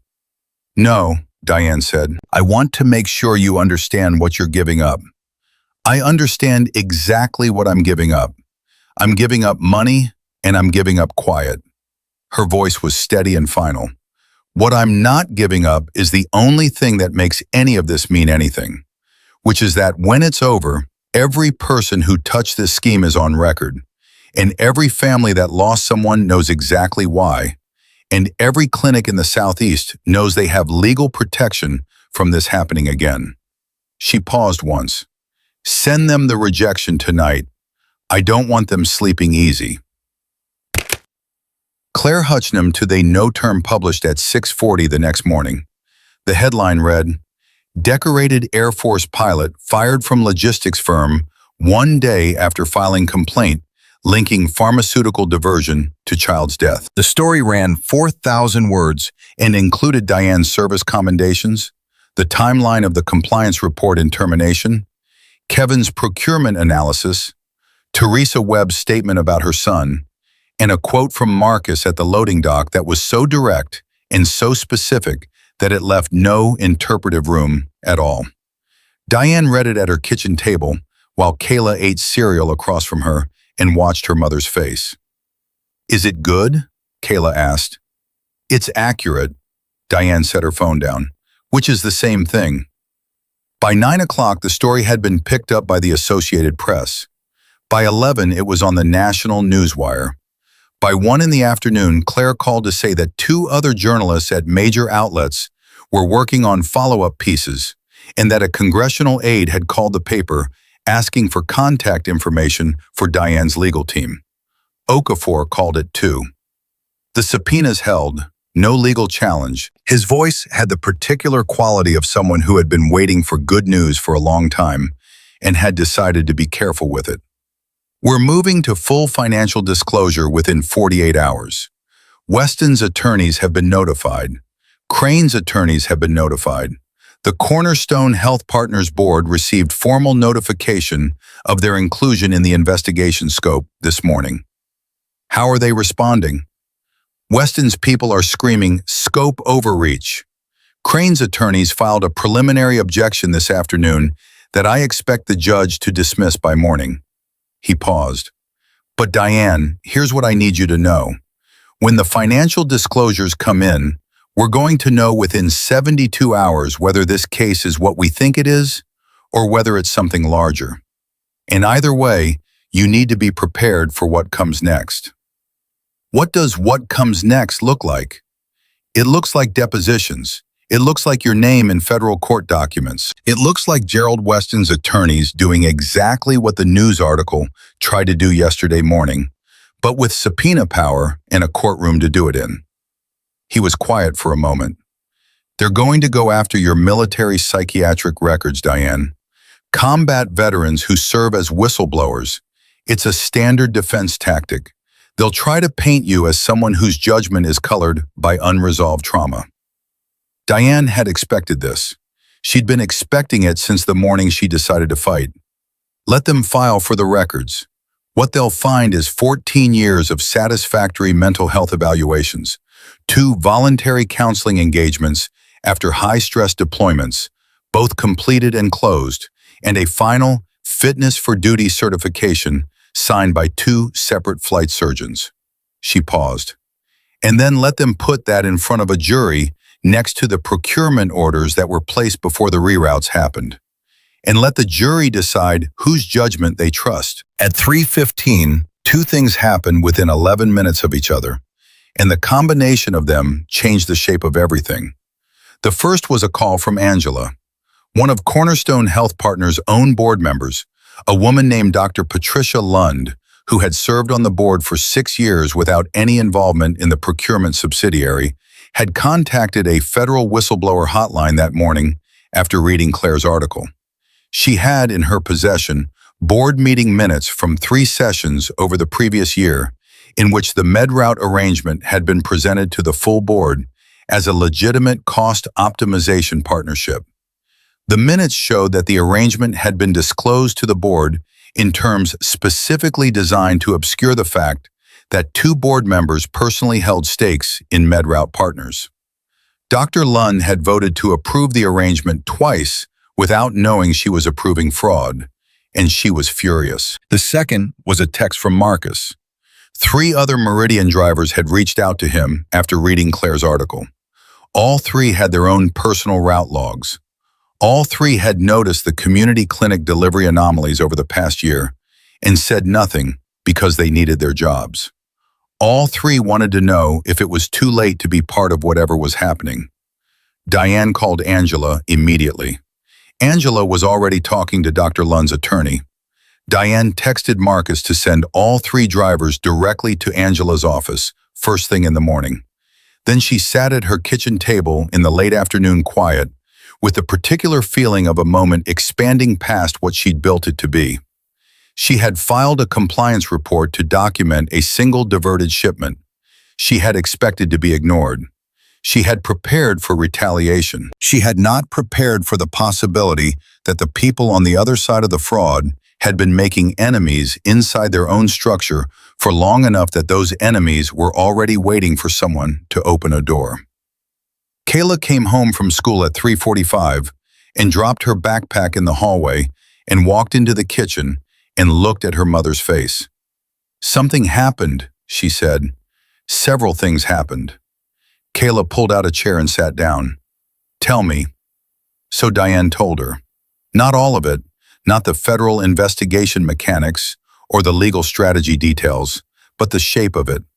The board member who'd been deceived, the drivers with their own logs, the way a conspiracy that had seemed sealed from the outside turned out to have cracks running through its foundation that its architects hadn't noticed because they'd been too confident in the architecture. Kayla listened with the focused attention she always brought to things that mattered to her. And when Diane finished, her daughter was quiet for a moment. Then she said, "So they built something they thought was solid, and it turns out all these people were watching the whole time and waiting for someone to tell them it was okay to say something." "Yes, that's what you did. You didn't break it. You just made it safe enough for it to break itself." Kayla looked at her mother with an expression that was older than 16 and younger than 47, and entirely its own thing. "Dad always said you had the best instincts of anyone he'd ever met in a cockpit. He said you could feel when something was about to go wrong before any instrument told you." Diane felt something move through her chest that wasn't quite grief and wasn't quite warmth. "Your dad was generous. He was accurate." Kayla stood and picked up her backpack. "I'm making dinner again tonight. You're going to eat something real, And then you're going to sleep more than 4 hours because you look terrible." She paused in the doorway. "And Mom, whatever they try to say about you in court, whatever they try to use against you, I've watched you for 16 years. Nobody who actually knows you is going to believe a word of it." Diane looked at her daughter. She thought about Gerald Weston walking away without turning around. She thought about the letter hitting her keyboard, and the 47 people who watched and said nothing, and the specific cold calculation of a man who believed that consequences were for other people. She thought about what it cost to be that wrong about someone. Gerald Weston had made the error of dismissing a woman he had never bothered to understand, and now the thing he'd set in motion was beyond any version of containment he had available to him. The federal investigation was open. The depositions were coming. The witnesses were multiplying. The board member inside his own allied network had turned. The drivers had their logs and were walking through Angela's door in the morning. And somewhere in a house east of the medical center, Teresa Webb was sleeping for the first time in weeks with the knowledge that her son's death had a name and a cause and a chain of accountability, and that the people at the end of that chain were finally being asked to answer for it. Diane Calloway had landed damaged planes in the dark, with no instruments she could trust, and no guarantee the runway was where anyone said it was. She had learned a long time ago that the approach was everything, that patience was not weakness, that the moment you made yourself visible was the moment you had better be ready to move. She was ready. The three drivers showed up at Angela's office at 8 in the morning with their personal route logs in paper folders and the careful expressions of people who had made a decision overnight and were committed to it but hadn't fully processed what it was going to cost them. Marcus brought them himself, which Angela hadn't asked him to do, but which said everything about the kind of person he was. Their names were Danny Osei, Carla Trevino, and Pete Mallory. They'd been driving regional routes for Meridian between 1 and 4 years. Between the three of them, they had logs covering routes across Tennessee, Arkansas, and northern Mississippi. And between the three of them, they had documented 41 additional delivery anomalies that hadn't appeared in any of the records Diane had previously compiled. Angela sat across from them with Kevin beside her, and she didn't ask leading questions. She just said, "Tell me what you saw and let them talk." Danny went first. He was 29 and spoke quickly, the way people speak when they've been waiting longer than they knew to say something. He'd been doing the Arkansas rural routes for 2 years, and he'd noticed the community clinic drops disappearing from his manifest and asked his dispatcher about it twice, and been told both times it was route optimization and to stop asking. He'd kept his logs because his older brother drove long-haul freight and had told him once that if anything ever went sideways, you want paper that isn't the company's paper. Carla was 44 and had driven the Mississippi routes for 3 years and had a different kind of story. She'd had a regular drop at a pediatric clinic in Tupelo that she'd made every month for 2 years without interruption. And then 8 months ago, the drop had simply stopped appearing on her manifest. She'd called the clinic directly to let them know because she'd gotten to know the intake coordinator there, and it felt wrong to just stop showing up without a word. The intake coordinator had told her they'd received a notification that their contract had been renegotiated and deliveries would be coming through a different provider. Carla had asked her dispatcher about the notification. Her dispatcher had told her the clinic had voluntarily switched suppliers. Carla had kept a copy of the call log because she'd felt in her gut that one of those two people was lying, and she wanted to know which one. Pete was 51 and said almost nothing until Angela asked him directly what he'd brought. Then he opened his folder and put 11 months of route manifests on the table, side by side with delivery confirmations from the community health facilities he served. And the gaps were so regular they looked scheduled. Kevin looked at Pete's documents for about 90 seconds and then said quietly, "These gaps occur on a predictable cycle. Every 6 to 8 weeks, specific community clinic routes go dark for between 3 and 10 days before resuming. The cycle is consistent enough to be intentional." Pete looked at him. "That's what I thought too.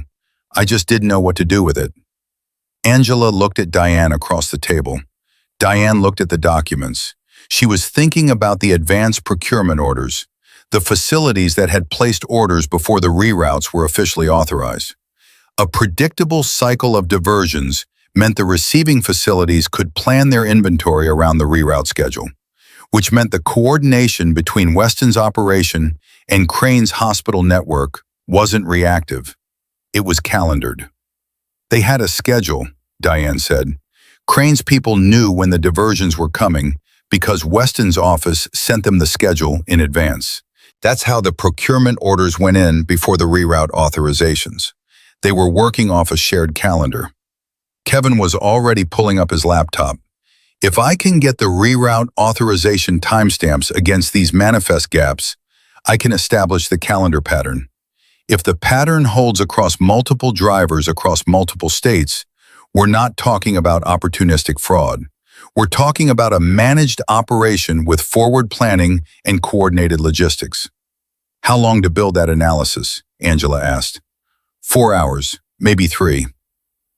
While Kevin worked, Diane stepped into the hallway and called Okafor. He answered on the first ring again. She was starting to understand that this was just how he operated when a case was moving. 3 more drivers, she said. Personal route logs. 41 additional delivery anomalies. And a pattern analysis that Kevin is building right now that I think is going to show you a managed reroute calendar coordinated between Weston's operation and Crane's hospital network. Okafor was quiet for exactly 2 seconds. How solid is the calendar theory? Pete Mallory's logs show gaps on a 6 to 8 week cycle across 11 months. If the other drivers show the same pattern, and I think they will, the intervals are too regular to be coincidental route optimization. Someone was scheduling the diversions. Diane leaned against the wall. David, this changes the charge structure. You've been building a fraud case. A managed diversion calendar with advanced coordination to the receiving end is conspiracy with a logistics component. That's a different animal. It's also a harder case to defend, Okafor said. His voice had the quality of someone running calculations that they've been waiting to run for a long time. Opportunistic fraud has wiggle room. You can argue bad judgment, poor oversight, individual decisions made under financial pressure. A scheduled operation with coordinated forward planning leaves no room for accident. It requires intent at the planning stage, which means the people who approved the MedRoute partnership at the board level can't claim they didn't understand what they were approving. If the calendar predates the board approvals, yes. If we can show the schedule was in operation before the arrangement was formally structured, we can argue the board approvals were obtained under false pretenses. He paused. Diane, if Kevin's analysis holds, we're looking at adding conspiracy to defraud charges to the existing wire fraud and healthcare fraud counts. That changes sentencing exposure significantly for everyone involved. Good, she said. Send me whatever you need, signed. Kevin's analysis held. It took him 3 hours and 20 minutes. And when he came back into the conference room with his laptop, he had a chart that showed the diversion cycle across all 4 drivers' logs spanning 22 months. And the pattern was so consistent it looked like a production schedule.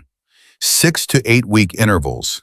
The community clinic drops went dark on a rolling basis, never all at once, always in a staggered pattern that prevented any single facility from experiencing repeated consecutive disruptions that might trigger an audit.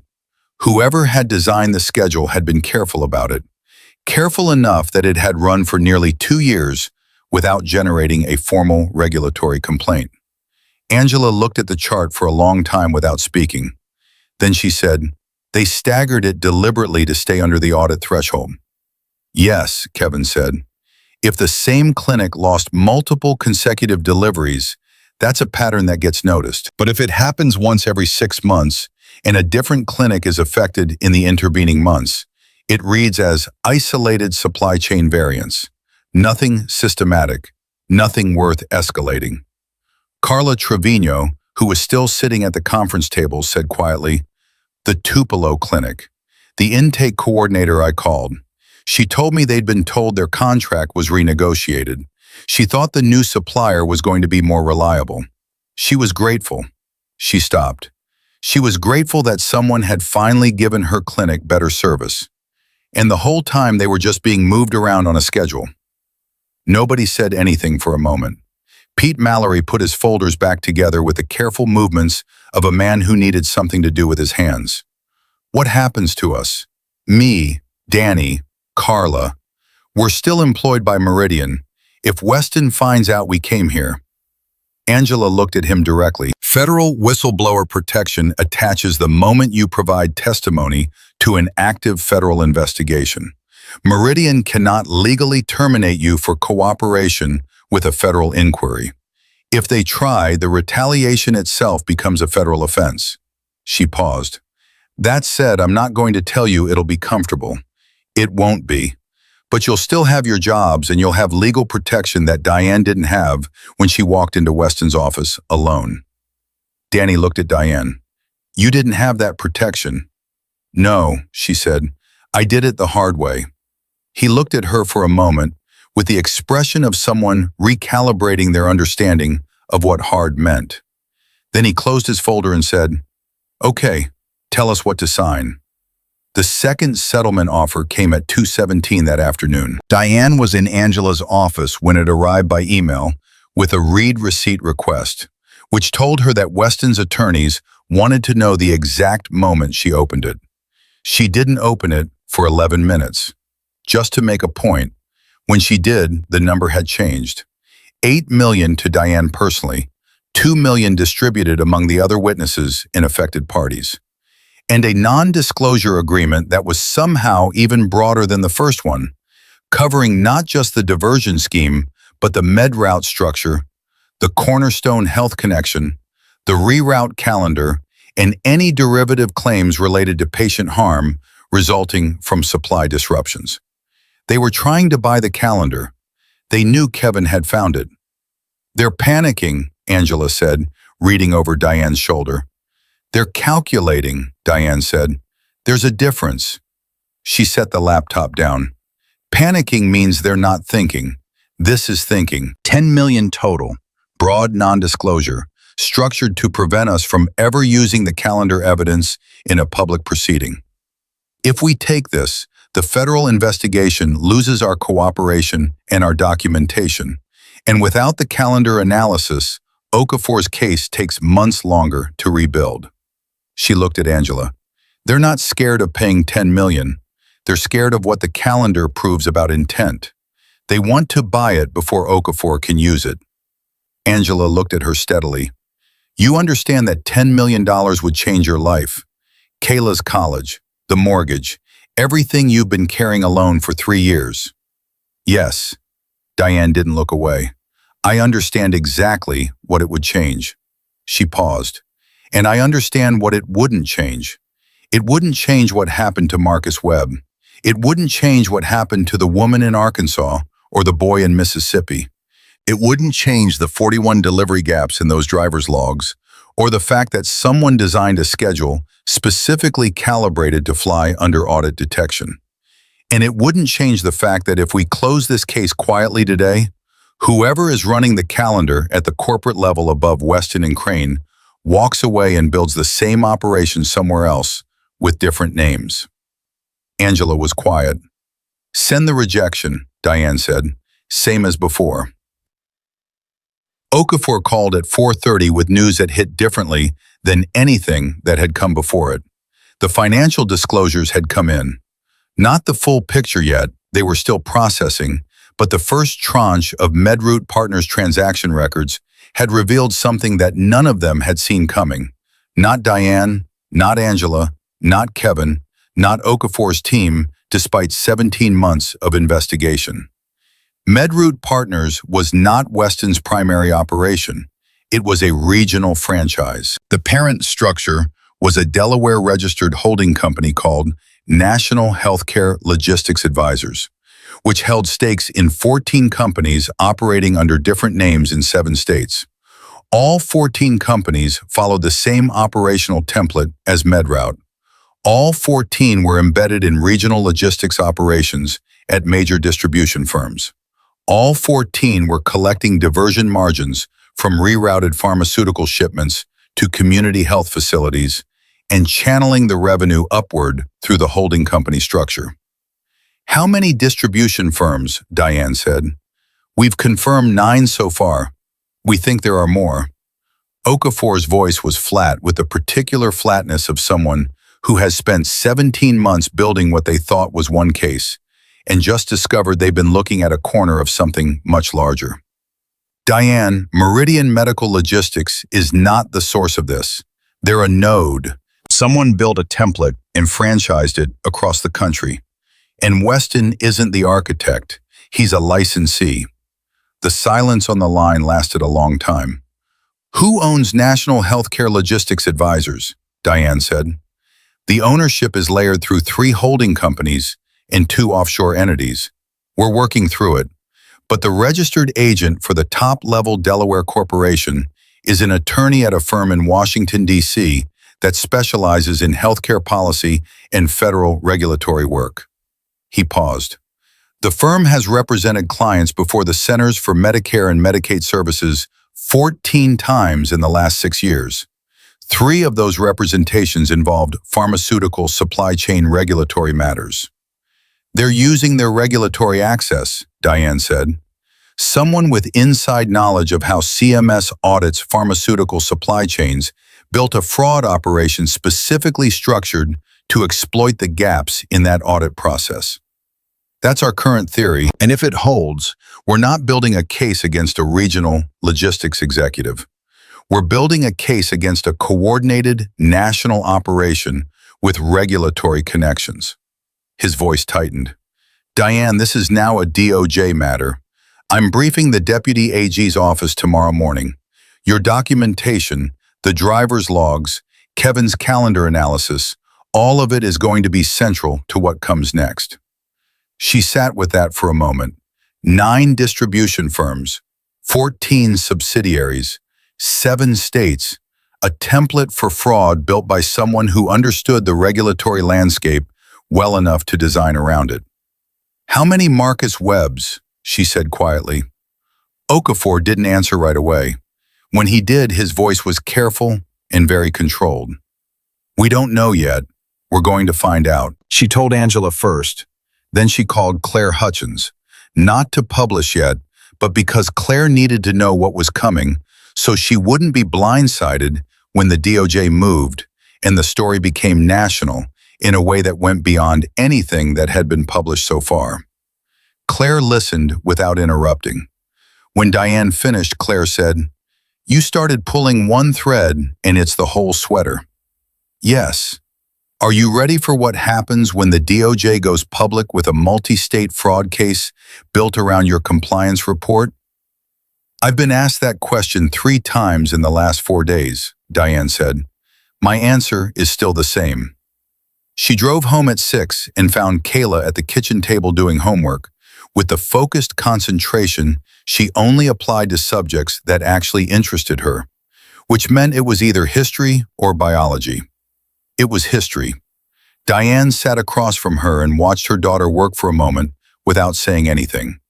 Kayla looked up. "You have that face." "What face?" "The one where something happened that's bigger than what you expected, and you're deciding whether to be scared or whether to be ready." Kayla put her pen down. "Which one are you picking?" Diane looked at her daughter. She thought about the franchise structure. 9 distribution firms, 14 subsidiaries, 7 states, a calendar-managed diversion operation built by someone who knew exactly how the regulatory system breathed and had designed the fraud to breathe with it. She thought about all the Marcus Webbs whose names they didn't have yet. "Ready," she said. Kayla nodded once, the way she nodded when something was settled. "Good." She picked up her pen. "There's soup on the stove." The call came at 10:47 that night, and it was not Okafor, and it was not Angela, and it was not a number Diane recognized. She almost didn't answer. But she'd learned in the last week that the calls she almost didn't answer were the ones that mattered. "Ms. Calloway," a man's voice, older. measured in the specific way of someone who chose every word before speaking it. My name is Richard Farwell. I'm the General Counsel for Meridian Medical Logistics at the corporate level. Not the regional office. Corporate. Diane sat up. Mr. Farwell, I'm calling because I've spent the last 6 hours reviewing the federal disclosure requests that were served on our regional operations today, and I've spent the last 3 hours speaking with our board of directors. He paused. Gerald Weston operated the MedRoute arrangement without disclosure to corporate. He was not authorized to establish an external revenue-sharing structure using Meridian's distribution infrastructure. What he built was not sanctioned by this company. Mr. Farwell, with respect, I filed 3 separate compliance reports through Meridian's internal system over 14 months.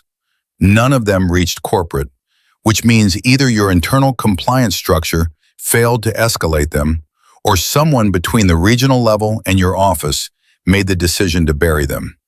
Either way, that's a corporate governance failure that belongs to the company, not just to Weston. A silence. He hadn't expected her to say that so precisely or so quickly. Yes, he said finally, that's correct. And the board has authorized me to tell you that Meridian Medical Logistics will not be opposing the federal investigation. We will cooperate fully. We will provide all requested documentation without legal challenge. And we will be terminating Gerald Weston and every regional employee identified as having knowledge of the MedRoute arrangement effective tomorrow morning. Diane's hand was tight on the phone. What are you asking for in return? Nothing. I'm not offering a settlement. I'm not asking for non-disclosure. I'm informing you as the person who filed the report that triggered this process, that the company intends to take responsibility for its governance failures and cooperate with every aspect of the federal inquiry. He paused. Weston told the board this morning that you were a disgruntled employee with a history of erratic behavior. The board has now seen your service record and your compliance documentation. They understand what they were told was a lie. His voice was steady and carried something in it that might have been the corporate equivalent of shame. I wanted you to hear that directly, not through a legal filing, from me.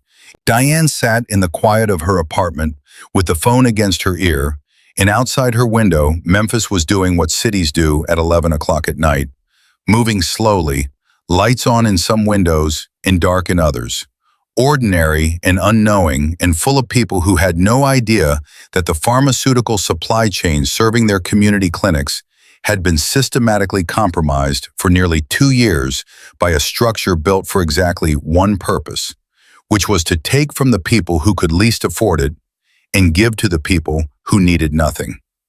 Mr. Farwell, she said, there are families in 3 states who lost people during delivery disruptions caused by the MedRoute scheme. Before this company does anything else, I need you to make sure every one of those families is identified and contacted, and that the company takes direct responsibility to them personally, not through attorneys, not through settlement intermediaries, personally. Another silence, longer this time. I'll take that to the board. That's not a negotiating position, Diane said. That's the condition under which I characterize Meridian's cooperation as genuine when I testify. He was quiet for 4 seconds. Yes, he said, we'll make it happen. After the call ended, Diane sat for a long time with the phone in her lap. She thought about Gerald Weston sitting somewhere tonight with the knowledge that his own company's board had just cut him loose, that the corporate structure he'd used as his cover had turned its back on him the moment protecting him cost more than it was worth. She thought about Robert Crane and the 14 subsidiaries in 7 states, and the person in Washington who'd built a template for fraud and distributed it like a product. She thought about the long chain of people who had made small decisions and large ones, all of them calibrated around the same axis, which was that the people in the community clinics were an acceptable cost because they had no power and no voice and no one who would fight for them. She thought about the moment Weston had dropped the termination letter on her desk and walked away without looking at her, already certain she was finished. He had been so wrong about so many things, but that was the one that was going to cost him everything. She sent Angela a text. Meridian Corporate just called. They're cooperating. No legal challenge on the disclosures. Weston is being terminated tomorrow. Details in the morning. Angela's response came back in 40 seconds. How did you get them to do that? Diane looked at the message for a moment. Then she typed back, I told them the truth about what cooperation was worth, and they believed me because the alternative was worse. She set her phone down and closed her eyes. Tomorrow would bring depositions and filings and the beginning of the formal legal process that would take months to complete. It would bring Weston's attorneys attacking her credibility in every venue available to them, and Crane's people trying to build a firewall around their client, and whoever was in Washington running the parent structure, lawyering up behind layers of corporate insulation. It would bring all of that, and she was ready for all of that. She'd been ready since the morning a letter landed on her keyboard and a man walked away from her without bothering to look back. What she hadn't expected, what nobody had expected, was the call that came at 7 the next morning from a journalist in Nashville who said she had obtained documents showing that the Washington attorney whose firm had registered National Healthcare Logistics Advisors had, 7 years earlier, served on a federal advisory panel that wrote the pharmaceutical supply chain audit standards that the entire fraud operation had been designed to exploit. The person who'd built the template had helped write the rules the template was built around. And somewhere in a federal building in Washington, D.C., people who had known that man for years were waking up to the news that everything they trusted him with was about to be taken apart in open court, piece by careful piece, by a woman from Memphis who'd started all of this by refusing to walk past someone who needed help. The journalist's name was Beth Garner, and she'd been covering federal regulatory affairs from Nashville for 11 years, which meant she'd learned to move carefully and verify everything twice before she put a single word in print. She called Diane at 7:14 and spoke for 4 minutes without stopping, laying out what she had in the precise, economical language of someone who knew the difference between a lead and a story and understood exactly which one she was holding. The attorney's name was Harrison Price. He'd spent 6 years in private practice before joining a federal advisory panel convened by the Department of Health and Human Services in 2016 to modernize pharmaceutical supply chain audit standards. He'd served on that panel for 2 years. He'd co-authored 3 of the 7 primary audit framework documents that CMS subsequently adopted as the basis for its pharmaceutical distribution oversight protocols. And then he'd returned to private practice, built his healthcare regulatory consulting firm in Washington, D.C., and within 18 months of leaving the panel, had registered National Healthcare Logistics Advisors in Delaware. The fraud template was not just designed to exploit the audit gaps. It was designed by someone who had created those gaps. How solid is the connection? Diane asked. I have the panel membership records, the framework documents with Price's signature, the Delaware registration date, and a financial forensics consultant who has traced the holding company's first operational transaction to 4 months after Price left the advisory panel. Beth's voice was careful and steady. I've been sitting on the Price connection for 3 weeks because I couldn't verify the financial link. Kevin Huang's calendar analysis, which Angela Reyes shared with me last night with your authorization, fills the last gap. The diversion schedule is built around the specific audit cycle windows that Price's framework established. The schedule avoids exactly the reporting thresholds that Price helped write. Diane sat with that for a moment. He hadn't just built a fraud operation. He'd built it using blueprints he'd drawn while sitting in a federal advisory room, using public trust as a drafting table. When are you publishing? Diane said. I need 48 hours to give Price's firm the opportunity to respond. Standard practice. A pause. But Diane, I need you to know something. Once this publishes, Price's people are going to come at you harder than Weston ever did. He has resources Weston couldn't dream of. He has connections inside the regulatory agencies, inside the legal system, inside media organizations. He's going to try to bury you. He's going to try, Diane said. Tell me when it's live. She called Okafor before she'd finished her coffee. He already knew. Beth Garner had called his office at 6:40, 34 minutes before she'd called Diane, because Beth understood that a story about a federal advisory panel member building a fraud operation out of his own regulatory work was not something you published without giving federal investigators the opportunity to get their own ducks in a row first. Price, Diane said. We've had his name in a secondary file for 4 months. We couldn't establish the operational connection without the calendar analysis. Okafor's voice had the qualities she'd come to recognize as his version of barely controlled urgency. With Kevin's analysis and Beth's financial forensics, we have enough for a warrant. We're filing this morning. How long before he knows it's coming? His firm has a contact in the D.C. federal court clerk's office. Probably 6 hours after we file, maybe less. He paused. Diane, Price is going to move assets the moment he hears the warrant is in process. We need to be faster than his money. What do you need from me?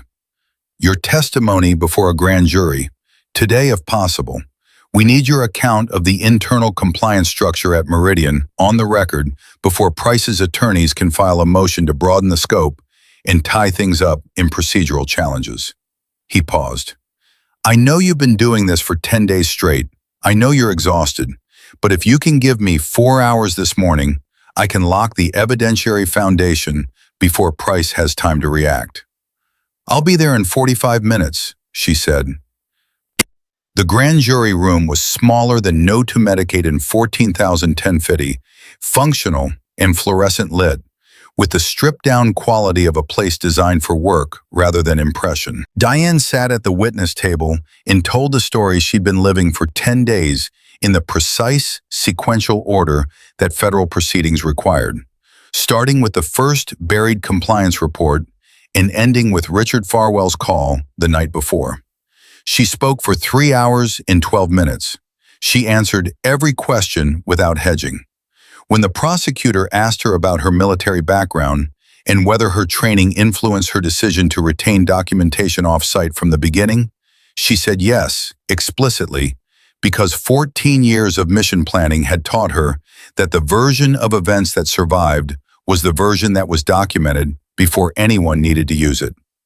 When she was done, the lead prosecutor, a woman named Jacqueline Torres, who had the focused intensity of someone who had been waiting for exactly this case for a long time, looked at her across the table and said, Ms. Calloway, in your professional assessment, was there any version of what Gerald Weston did that could be characterized as an isolated decision made under financial pressure without awareness of the broader structure?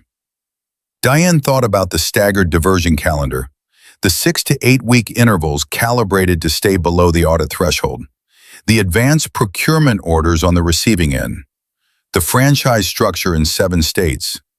No, she said, what Weston ran was a node in a managed national operation.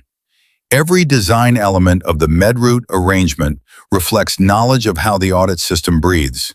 That knowledge didn't come from a regional logistics executive in Memphis. It came from someone who spent 2 years writing the breathing pattern. Torres nodded slowly.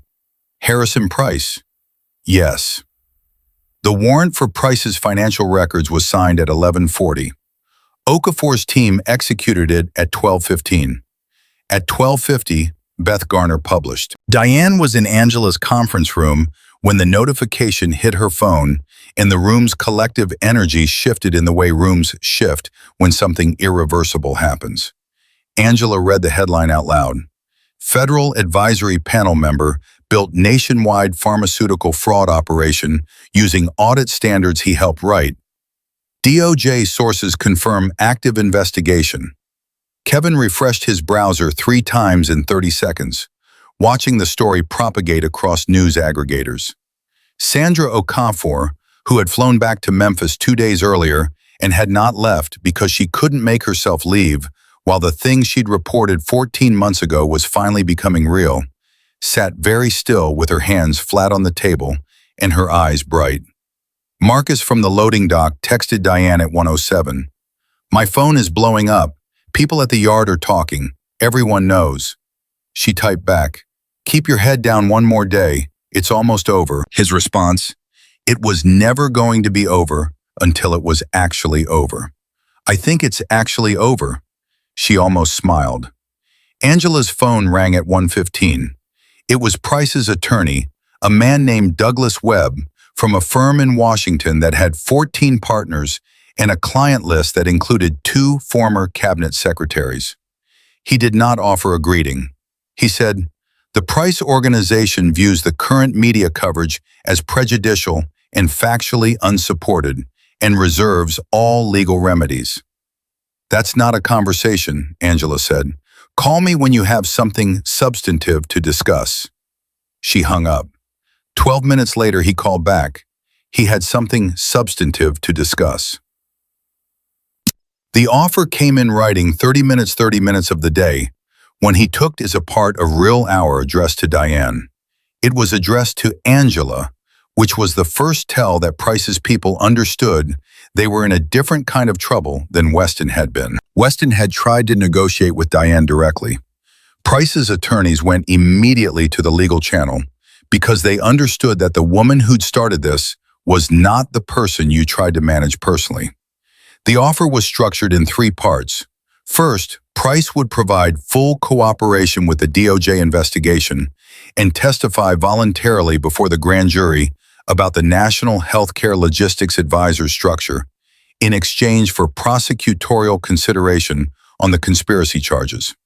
Second, a civil settlement fund of $40 million to be distributed among identified victim families across all 7 states, administered by an independent trustee with no non-disclosure requirement attached to family participation. Third, and this was the part that made Angela read the page twice, Price would personally petition the Department of Health and Human Services to convene an emergency review of the pharmaceutical supply chain audit standards he had helped write, with a formal recommendation that the gap structures his operation had exploited be closed through new regulatory action.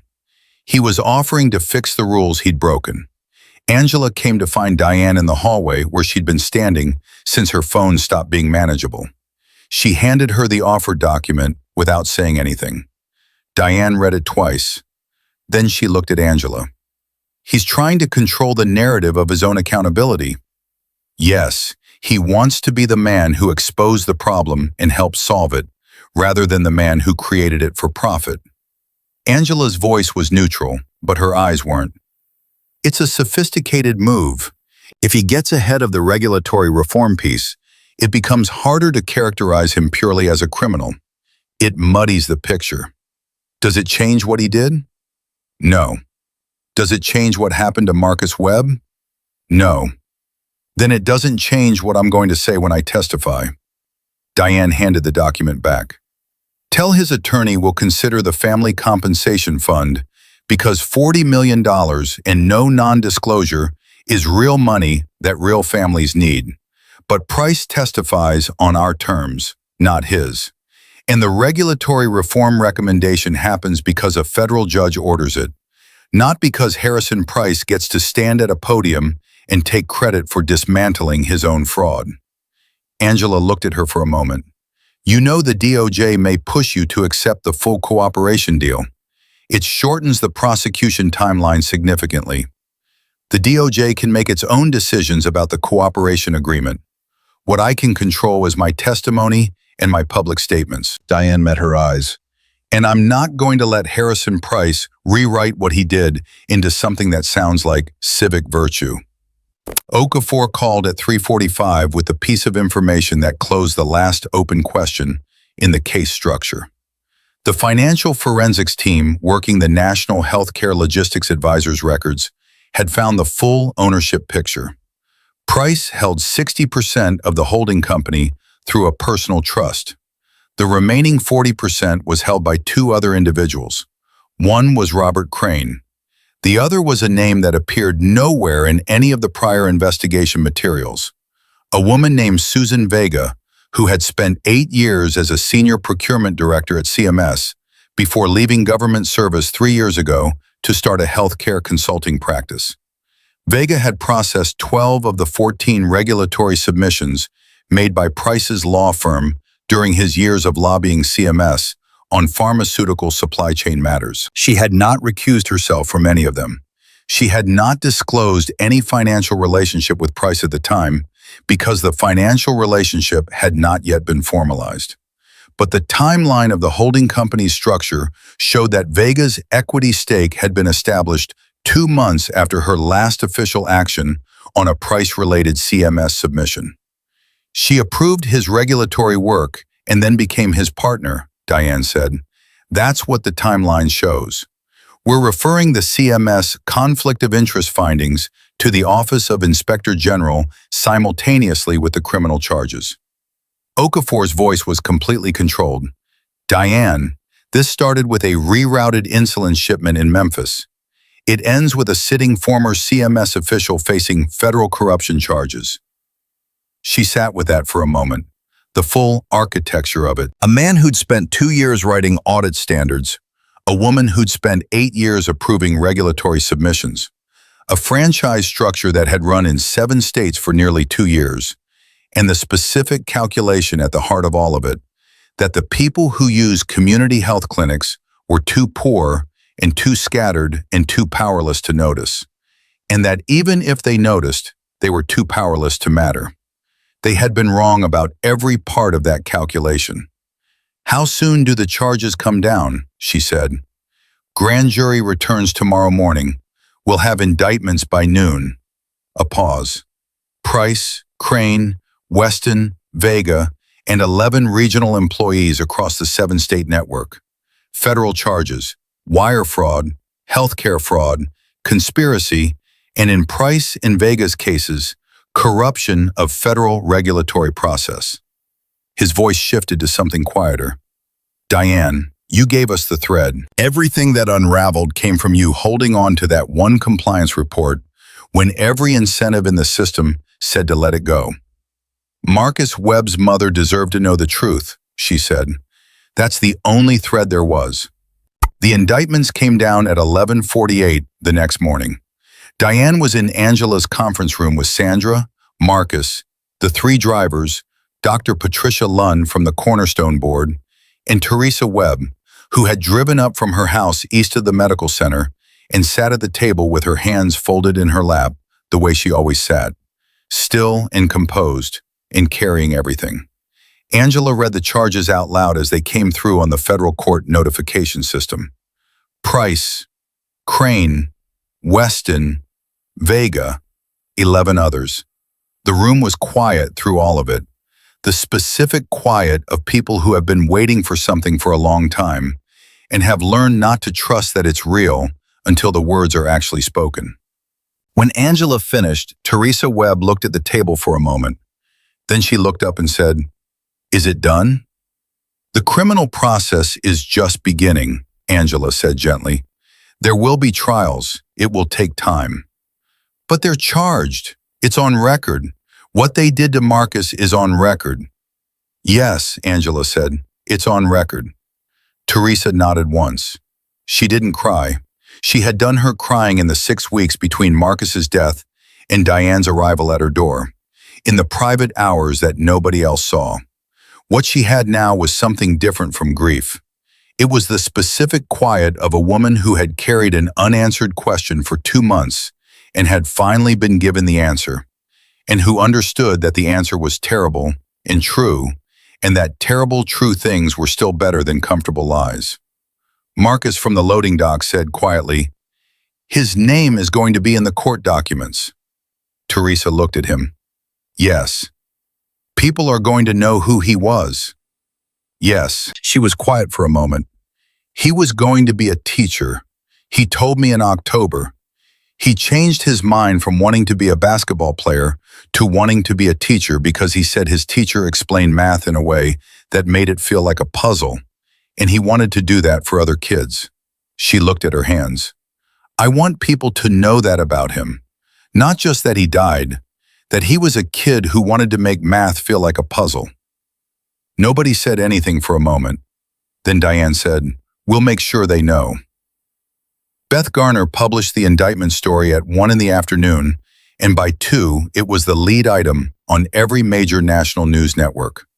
Congressional representatives began issuing statements by 3. The HHS secretary issued a formal response at 4:30, announcing an emergency review of pharmaceutical supply chain audit standards and the suspension of 3 CMS officials pending investigation of their interactions with Susan Vega during her tenure. At 5 o'clock, Diane's phone rang with a number she'd never seen. A Washington, D.C. area code. She answered. "Ms. Calloway," a woman's voice, older, with the measured cadence of someone who chose every word as a deliberate act. "My name is Senator Margaret Oakes. I chair the Senate Finance Committee's Healthcare Oversight Subcommittee. I've spent the last 4 hours reading every document in the public record related to your case. I want to invite you to testify before the subcommittee in 3 weeks regarding the regulatory framework failures that allowed this operation to run for as long as it did." Diane looked out the window of Angela's conference room at the Memphis sky, which was doing the specific late afternoon thing it did in March, where the light came in at an angle that made everything look briefly like it was made of something more valuable than it actually was. "Senator Oakes," she said, "I'll be there." "Good." A pause that carried something in it, not warmth exactly, but respect. The kind that comes from someone who recognizes a specific quality in another person because they've needed that quality themselves. "Ms. Calloway, I want you to know something. In 22 years in the Senate, I have seen a great many whistleblower cases. Most of them involve people who saw something wrong and reported it and then spent years wishing they hadn't because the cost was higher than they'd expected." Her voice was direct. "Yours is different. And the difference is not that you won. It's that you were right about everything that mattered, and you refused to let being right be a reason to stop." Diane thought about the morning Weston had dropped the letter on her desk. She thought about the grocery store parking lot, and the news article, and the text message telling her to back off while she still had something worth protecting. She thought about Kevin's calendar, and the 41 delivery gaps, and Pete Mallory's route logs spread across a conference table. And she thought about the franchise structure in 7 states, built by a man who had spent 2 years in a federal advisory room, learning exactly how to make a thing like that invisible. "Senator," she said, "I just did what anyone would have done if they'd kept their eyes open." She ended the call and stood in the quiet for a moment. Angela came in and leaned against the doorframe and looked at her with the expression of someone who had been her lawyer for 10 days and had watched her refuse every settlement and reject every threat and stand in every room with the specific, unshakable quality of someone who had already calculated the worst that could happen and decided it was worth it anyway. "How are you?" Angela asked. "Tired," Diane said. "Ready." "For what?" "For whatever's next." She picked up her jacket. "Kayla's waiting." She drove home through the ordinary evening city, through neighborhoods that didn't know what had happened that day and wouldn't know for weeks, through the specific Memphis dusk that belonged to no one and everyone, past the corner stores and the community health facilities, and the streets where people lived their lives against the background hum of systems that were supposed to protect them and sometimes didn't. And she thought about all of it. She thought about Harrison Price in a federal holding facility tonight, running the calculations that men like him always ran, trying to find the version of this that he could still control. She thought about Gerald Weston, already terminated, already abandoned by the corporate structure he'd used as his cover, already understanding that the woman he'd dismissed with a dropped envelope and a turn back had been the worst mistake of his professional life. She thought about Susan Vega, whose 8 years of government service had ended in a federal indictment, and Robert Crane, and the 11 regional employees across 7 states who had driven the same bus at a different speed and arrived at the same destination. She thought about Marcus Webb and the basketball photograph, and the gap-toothed grin, and the future that had been taken from him by a schedule on a spreadsheet that no one was supposed to see. And she thought about what Teresa Webb had said, that he wanted to make math feel like a puzzle. Kayla was at the kitchen table when Diane walked in, not doing homework this time, just sitting with her phone face down on the table and her hands wrapped around a mug of tea, waiting. She looked at her mother the way she'd been looking at her for 10 days, reading her face before she said a word, doing the math that she'd been doing her whole life on the subject of who her mother was and what her mother was made of. "It's done," Diane said. Kayla exhaled, just once, the single exhalation of someone who had been holding something carefully for a very long time. All of it. The indictments came down today. Price, Crane, Weston, Vega, the rest of them. Diane set her jacket down and sat across from her daughter. "There are trials ahead. It'll take time, but the charges are on record, and the names are on record, and what they did is on record, and it will never be anything other than on record for as long as any of us are alive." Kayla nodded slowly. She was quiet for a moment in the way she was quiet when she was processing something larger than the words available to contain it. Then she said, "That woman at the beginning, Weston, when he put the letter on your desk, what did you think in that exact moment?" Diane looked at her daughter. She thought about it honestly, the way she always answered Kayla's honest questions. "I thought about the first time an instrument failed on me at altitude. The airspeed indicator just went dark, and I remembered what my instructor told me. He said the instrument failed. You didn't. Your hands still know what to do." Kayla held her mother's gaze. "And did they?" "Yes." Diane's voice was quiet and entirely certain. "They always do." She reached across the table and covered her daughter's hand with her own, and the kitchen was warm, and the city moved around them, and somewhere in the federal court records of the Eastern District of Tennessee, a 9-year-old boy named Marcus Webb was no longer just a child who had died of a preventable complication. He was the reason the whole thing had broken open. He was the name at the center of a case that would change federal pharmaceutical oversight law for a generation. He was the reason $40 million was going to families who had lost people the same way he had been lost. He was the reason 4 federal defendants were facing decades in prison, and 11 others were facing charges across 7 states, and a former CMS official was under federal investigation, and a Senate subcommittee was convening to close the regulatory gaps that a greedy man had spent 2 years learning to exploit. He was 9 years old, and he had wanted to make math feel like a puzzle. And Diane Calloway had made sure the world knew exactly who he was, and exactly what had been taken from him, and exactly who had done the taking. That was not justice. Nothing would ever be justice for Teresa Webb. But it was accountability, full and public and permanent. And in a world where powerful people counted on the powerless to disappear quietly, it was the most important thing a person who refused to look away could give. Diane Calloway had been fired for knowing too much and saying so. And she had made sure that firing was the most expensive mistake Gerald Weston ever made.